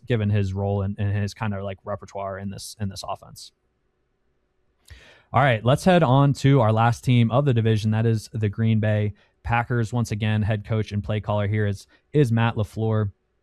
On a team level, not a whole lot of changes here other than the wide receiver room thinning out a little bit here. But on a team level, we are in lockstep at plays per game. We are both at 60.8 at ETR and Gretch. And then on a pass rate, ETR, we're at 58.4% on the Packers, Gretch at 57% there. And that's a spot that we have ticked up a little bit throughout the offseason. I know Levitan and Silva both are somewhat optimistic that the Packers might lean more into the pass this year. We also have kind of the uncertainty around Josh Jacobs at this point in the summer. Again, it's July 13th. We're recording this. There are some legal issues surrounding Jacobs. Nothing has been announced or decided on that front. But if he were out there, running back room is extremely thin. So that could lead to, more of a pass heavy style offense here. But Jack, curious your thoughts on kind of the team level here for the Packers, given that Jacobs uncertainty and the continuity here between Matt LaFleur and Jordan Love, who's entering his 4th season as a full-time starter. Yeah, there's the Jacobs uncertainty this year. I think it's worth pointing out that the pass rate last year could have been impacted by Jacobs' injury as well, because he was just clearly not himself for a significant stretch of the season, to the point it was almost absurd that they kept trotting him out there and he refused to take a week off because I think it was ankle and knee issues, and there were weeks where Emmanuel Wilson just had a significantly larger role than that he would have had if Jacobs was healthy. But their PROE jumped significantly last year from negative 8.4% in 2024 to negative 3.6% last year. I think a big part of that is that Love got hurt in week 1 of 2024 and might not have been himself for a big part of the season. The Packers had some Willis games last year. They had a 57.7% pass rate with Jordan Love playing the majority of snaps. We're at 58.4%, Gretch is at 57%. So we're kind of splitting, we average out to that 57.7 number exactly. I think they're still going to be a run first team. I guess the Jacobs situation adds a little bit of uncertainty, but they've typically been a run first team. They lost some receivers this offseason. So I think it makes sense to expect more of the same. and we don't have them running very many plays. We're at 25th in the league in terms of that 60.8 plays per game is 25th in the league, and then pass rate at 58.4% is 26th in the league. So even though we're a bit ahead of Gretch there in terms of pass rate, overall, league wide, we're still pretty low there on the Packers. One note that Thorman had too is they've been top 10 in motion rate each of the last 6 seasons under Matt LaFleur. So again, we kind of mentioned that I think in episode 1 that higher motion rates lead to typically slower pace in terms of just more play clock running off in between plays. And then one concern I have with the Packers this year is their offensive line is pretty questionable heading into this season for the first time, I think, in a long time. At least since I've been doing NFL projections, I feel like the Packers have had a very consistent, top half of the league offensive line. I think this year it's fair to question where they'll kind of fall in that realm. So Gretch, I'm curious, at the top of the show, you said there's 3 teams you're really excited about, and then the Packers. So are you just kind of down on this team in general, or what's your overall team macro read here? Yeah, I mean, probably not out on them. I do think they're they're thinner at the skill positions, and it even kind of seems when they thinned out at receiver. I mean, with Kraft returning from an injury and Jacobs' concerns there that you mentioned, I'm actually a little worried about. I mean, especially if Jacobs' health is an issue or any of the legal stuff, they don't really have. I mean, Marshawn Lloyd, I've been trying to do that for years. Is Marshawn Lloyd going to be a thing? Their wide receivers are more concentrated, so that's good for fantasy, right? But my thing on them is they move way too slow and they throw too little for how good Jordan Love's supposed to be. You look at the EPA based stuff. People love to talk about how Jordan Love's at the very top. Packers people love to talk about how he's at the very top of EPA per drop back and all of that. I think it's very instructive what the volume of passes is here. I mean, that's a if you have Love as that elite, you do need to reckon with how much of his passes are in non-obvious situations, off of play action, off of those situations. And why does Matt LaFleur not put more on his plate? I think he needs to, and I'm excited to hear from you that Silva and Levitan both really like them to pass a lot more this year, or at least some more. But this, they lost 16-13 to the Panthers at home and got 7 possessions. They lost a similar game to Cleveland. They get into these games with teams that want to play slow as well, and they'll play slow. You can't play a game against an inferior opponent at home and get 7 possessions on offense. It's just inexcusable. And you end up losing it because of some breaks, and that's what happens in football. But anyway, as far as the passing efficiency and some of that stuff, I do think it's going to be there. It's going to be very high. One thing that's interesting is Dobbs and Wicks are probably the lesser efficient of the pass catchers, and they got rid of those guys, and now they're going to concentrate on dudes that have all been really efficient. Well, I mean, we don't have a ton from Golden, but he was efficient per target last year, actually. I think he's vaguely interesting. We'll talk about him in a sec. But Watson, hugely efficient. Tucker Kraft, hugely efficient. Jaden Reed, hugely efficient. And if all the volume starts to go to those guys, maybe Jordan Love has an even more efficient season, or if the volume increases, he's able to maintain a degree of the efficiency because they're just throwing to the better players. But yeah, they have some offensive line issues as well. I was going to just throw in there that they lost a couple starters. They replaced internally. Some concerns there as well as far as the depth stuff. Yeah, and let's get into the Jordan Love of it all. We are and pretty much lockstep across the board here on the Jordan Love projections. We're at 64.5% completion rate, Gretch at 65%.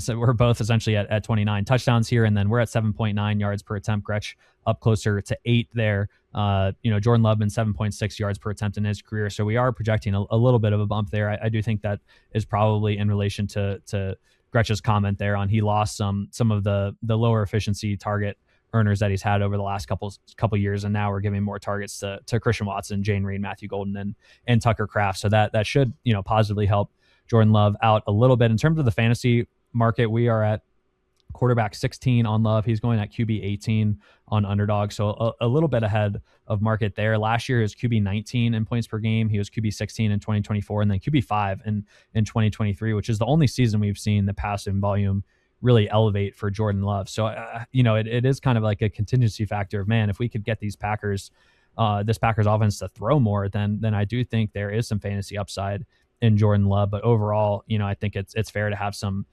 pessimism there. So I don't know if there's a whole lot to talk about Love from a fantasy standpoint. Honestly, probably a lower target in QB1 leagues, but certainly fine in Superflex. And then in best ball, obviously you're stacking him up. So I do want to get into the backfield.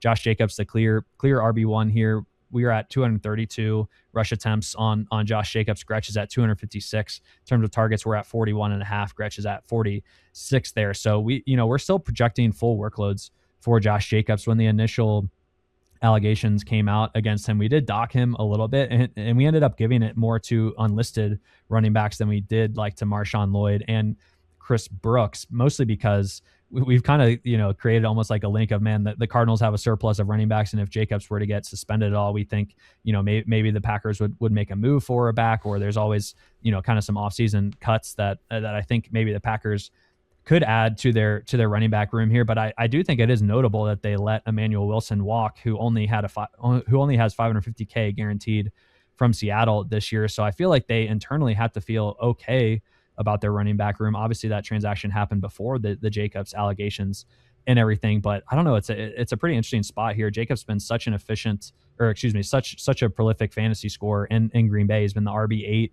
and RB7 and half PPR points per game in his two Green Bay seasons here. So Jack, take us through your thoughts on the backfield here, what to do with Jacobs at this point in time with the uncertainty. And then is there an RB2 that you're willing to target right now, or just kind of waiting to see how the chips fall out with Marshawn Lloyd, who's played one game in his 2-year NFL career, and then Chris Brooks, who is essentially a primary special teams player, has gotten some run in the backfield, but never many touches there. Yeah, if Jacobs is available, I think it'll be good to get him healthy again. He had the knee and ankle injury basically all of last season. His yards after contact per attempt, yards per carry, broken tackles per carry via Pro Football Reference were all down last year. And I think given the state of their backup situation, he could have a pretty monster workload again if he's available and if he stays healthy. He had 301 carries in 2024. He was down at 234 carries in 15 games last year. I think if he's available and healthy, you're getting from Josh Jacobs. I think that the backup situation is more interesting. This feels like a spot to me, maybe more than any other one we've talked about, where it feels like an addition should be coming. I feel like this would be a great spot for one of the Cardinals backs, either James Conner or Trey Benson if they end up elsewhere, because Marshawn Lloyd has not been able to stay healthy. He has 6 carries in 2 seasons, and in college he never had more than 116 carries in a single season. So he hasn't shown any ability to stay healthy at the pro level despite not actually playing. And in college, he never handled a big workload either. So I think even if Jacobs goes down, you can't really expect a ton of carries from Lloyd, even though he is the more interesting of the backup options, because Chris Brooks has played pass downs throughout his time in Green Bay, but he's never had more than 36 carries in a single season. He ceded early down work to Emmanuel Wilson throughout their partnership together in Green Bay.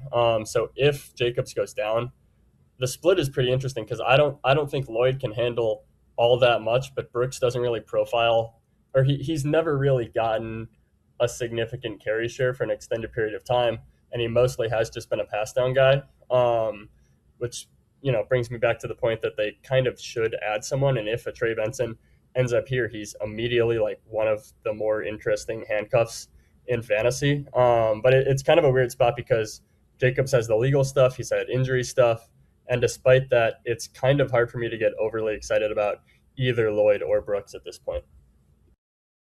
It's a spot that is important for fantasy too, because you just mentioned how much Matt LaFleur typically loves to run the ball, and Josh Jacobs kind of output as a fantasy back in this offense. So it's tough on like July 13th to make a huge claim one way or the other here. But Gretch, how are you viewing this, I guess ambiguous backfield a little bit, or is it just like, hey, Josh Jacobs right now is going as the RB18. Should we take a shot on that? I don't know. What's your read right now? Yeah, to your point about the rush volume, in Love's first season as starter in 2023, they were middle of the pack in pass attempts, and they were 30th in 2024, 27th in 2025 after getting Jacobs, coinciding with getting this dependable workhorse back, this player that has had 260 plus touches every season of his career, 7 straight years to open a career with 260 plus and 270 plus every year after his rookie year. I mean, that's what he had last year, was 270 in 15 games. Even with all the injuries, he takes on a ton of work. I agree with Jack. If he's out there, he's going to play a ton.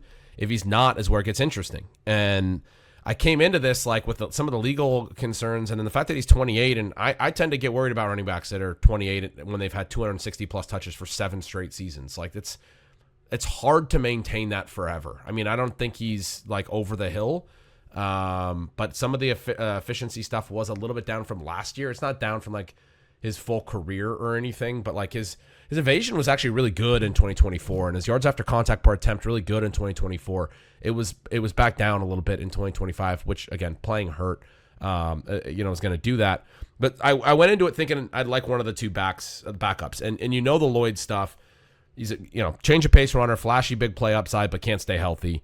And so my thought was I'm going to probably wind up actually being in on Brooks, who's like kind of the boring do everything back. You go look into him.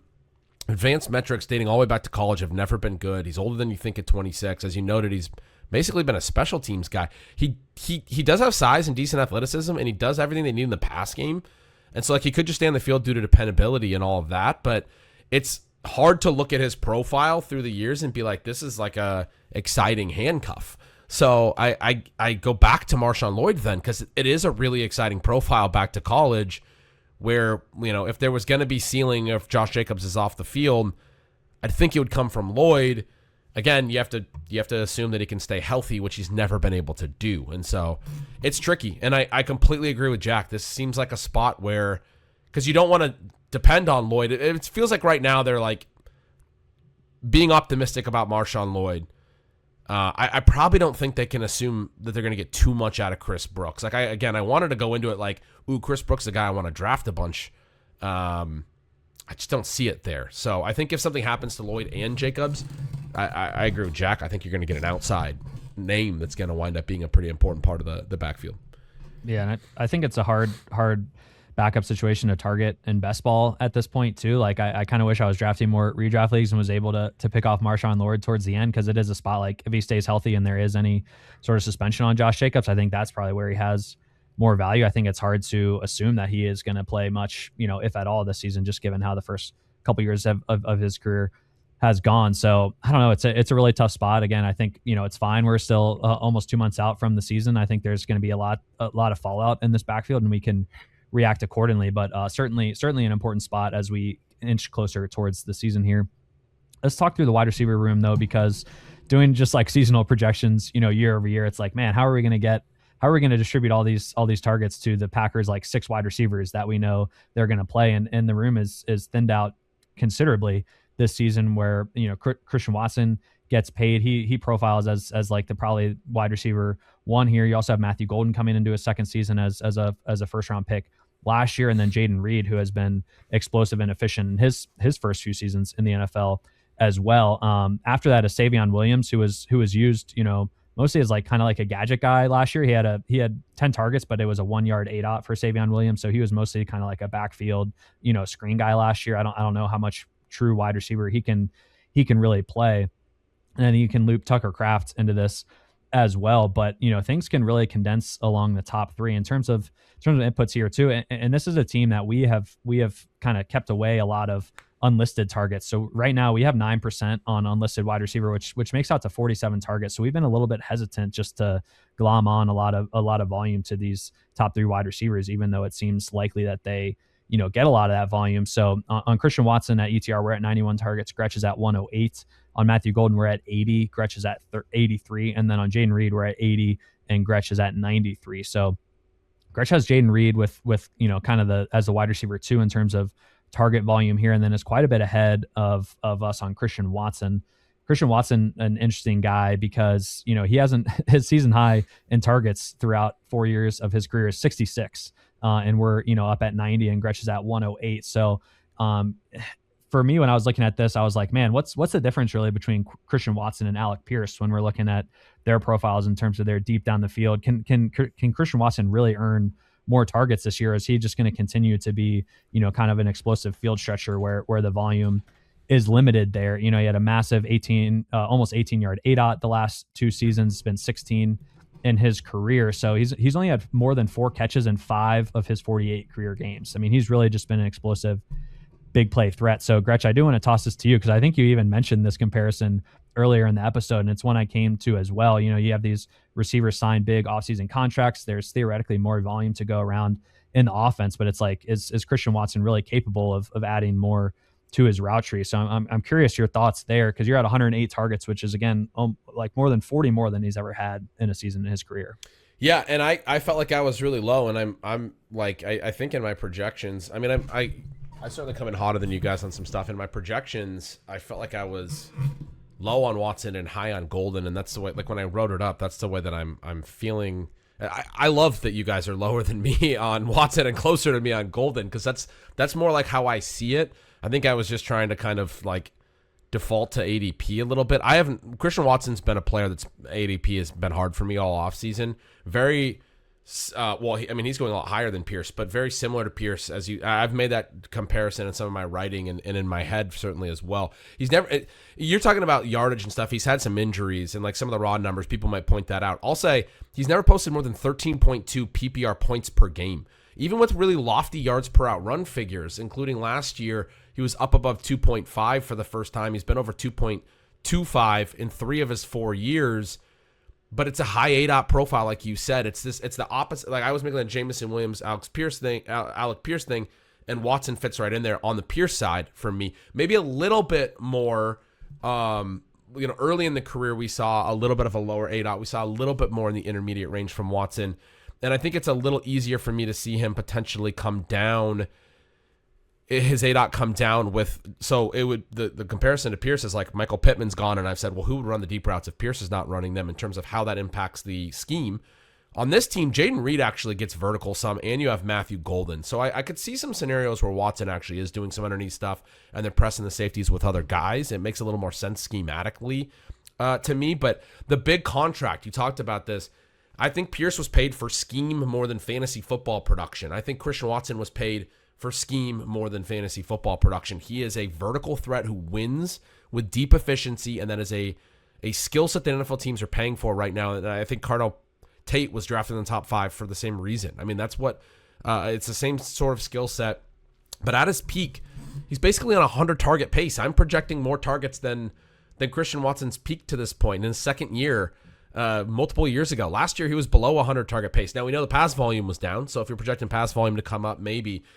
But where he's going in ADP, I know the targets are going to concentrate and everything. It doesn't really fit with the way that the projection comes together. You're just projecting all the efficiency that's already been there to still be there, and I guess a lot more volume.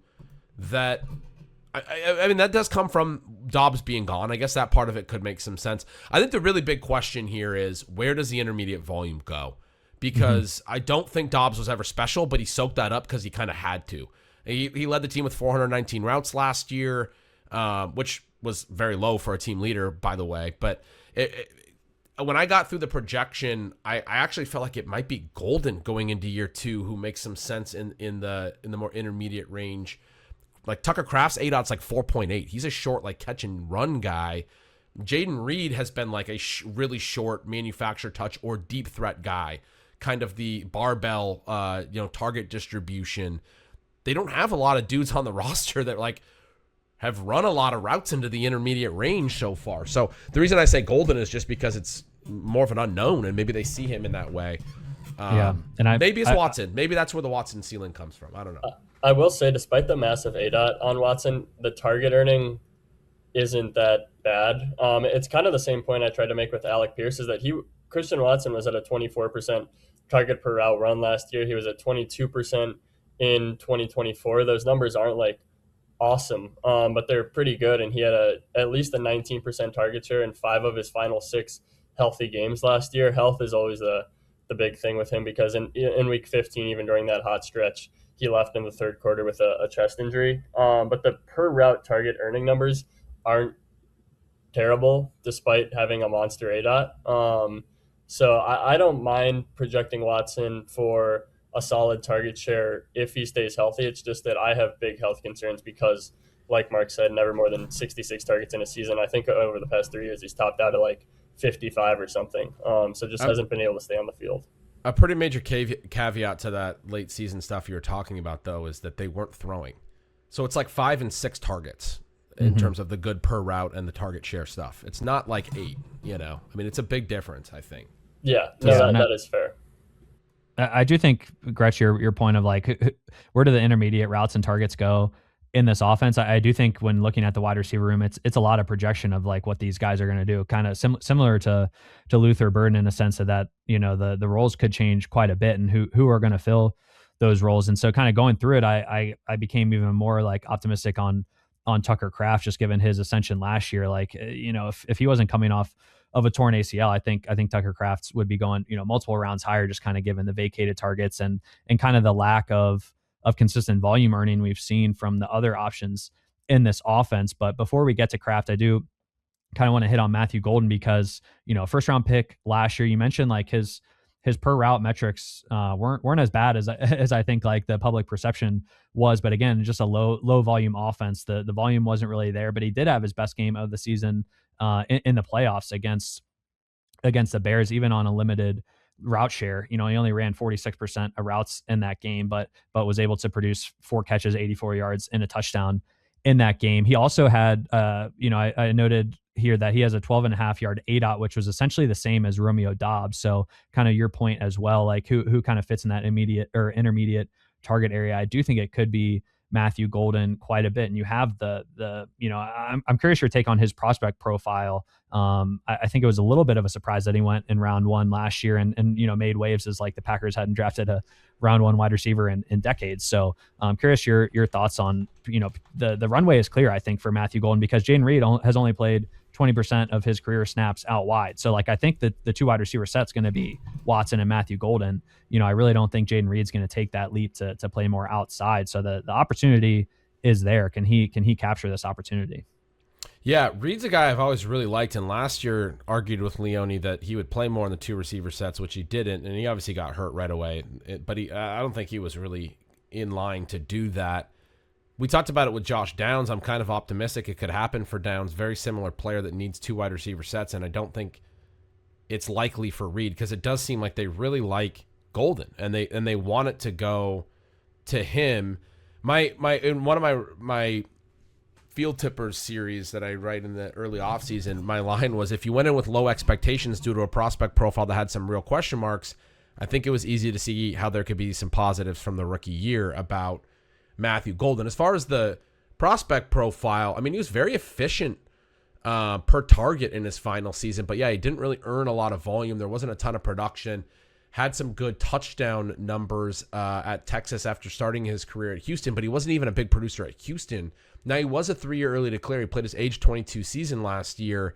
No touchdowns, which is one thing that keeps people off of him. But if you look at just the like per route run stuff, his targets per route run were not good, but his yards per target were good.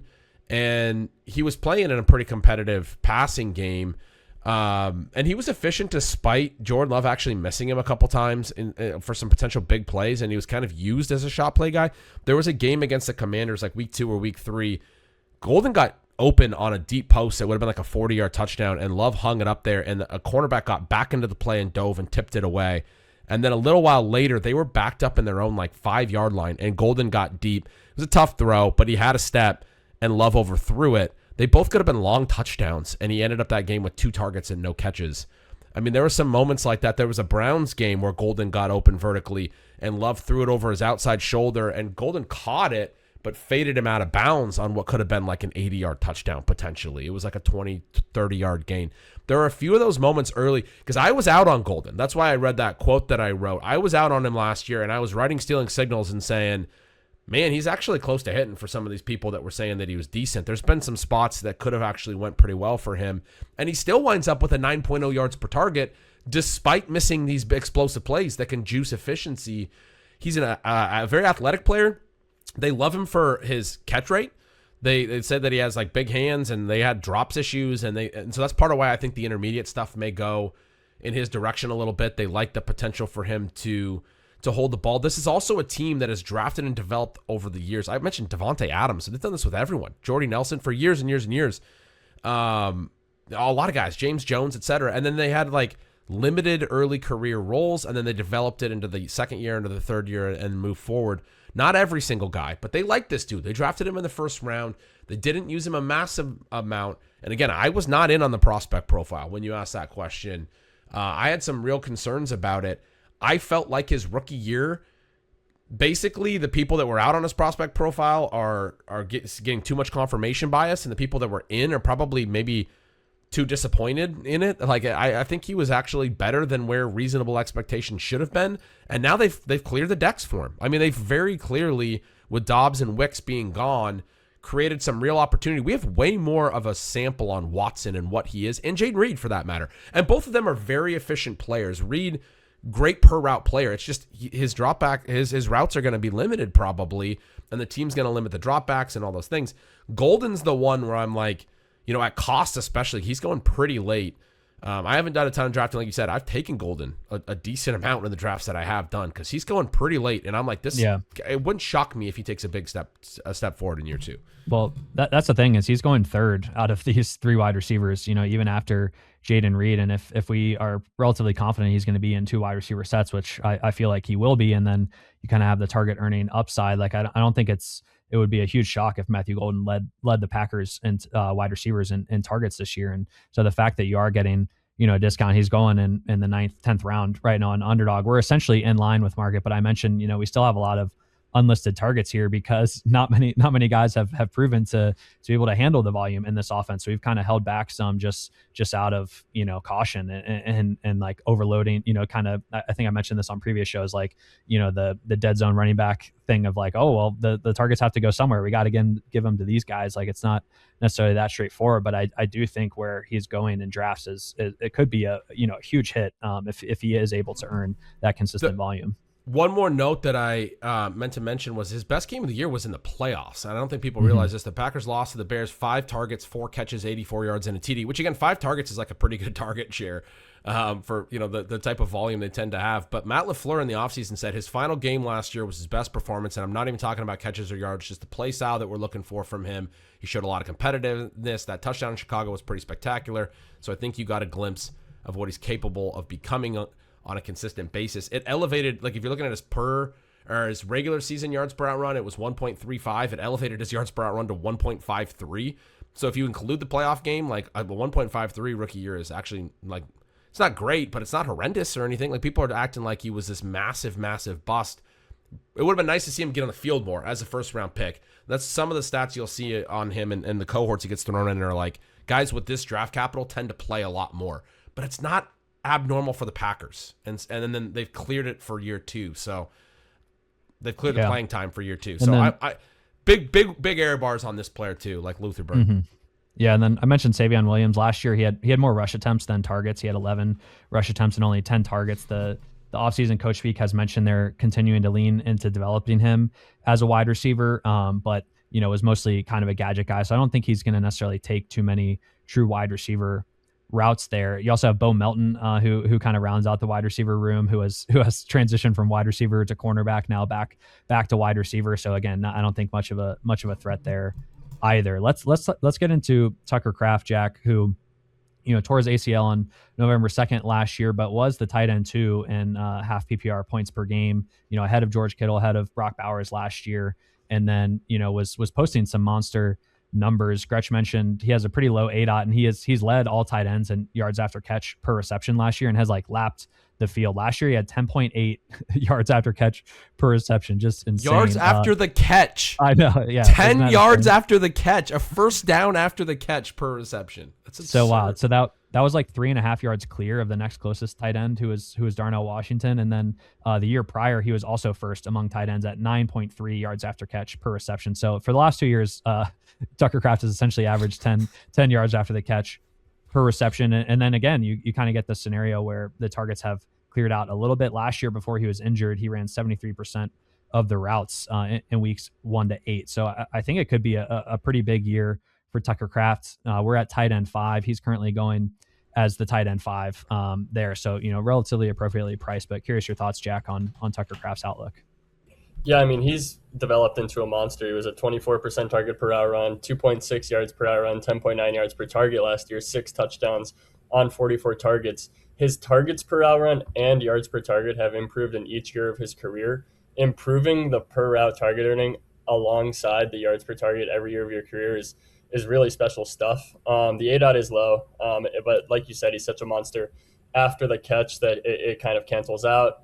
The big thing is he's coming off of a torn ACL. He himself said he expects to play in week 1 with no pitch count. We've heard players be optimistic on their own injury timelines before, so we'll see if he's actually on a pitch count in week 1. I expect him to start training camp on the PUP list, and we can kind of see what the reports from training camp are. But it sounds like he's definitely going to be active for week 1. It remains to be seen if he's running 80% of routes right away. But with the wide receiver room cleared out, there is big potential once he's fully healthy for really big target shares here. His last 2 games before he got hurt last year, he was at 34% and 27% target shares. So there's a real volume ceiling here, and he's gotten better every year of his career. So pending health, I think it makes sense to expect really big things this year from Kraft.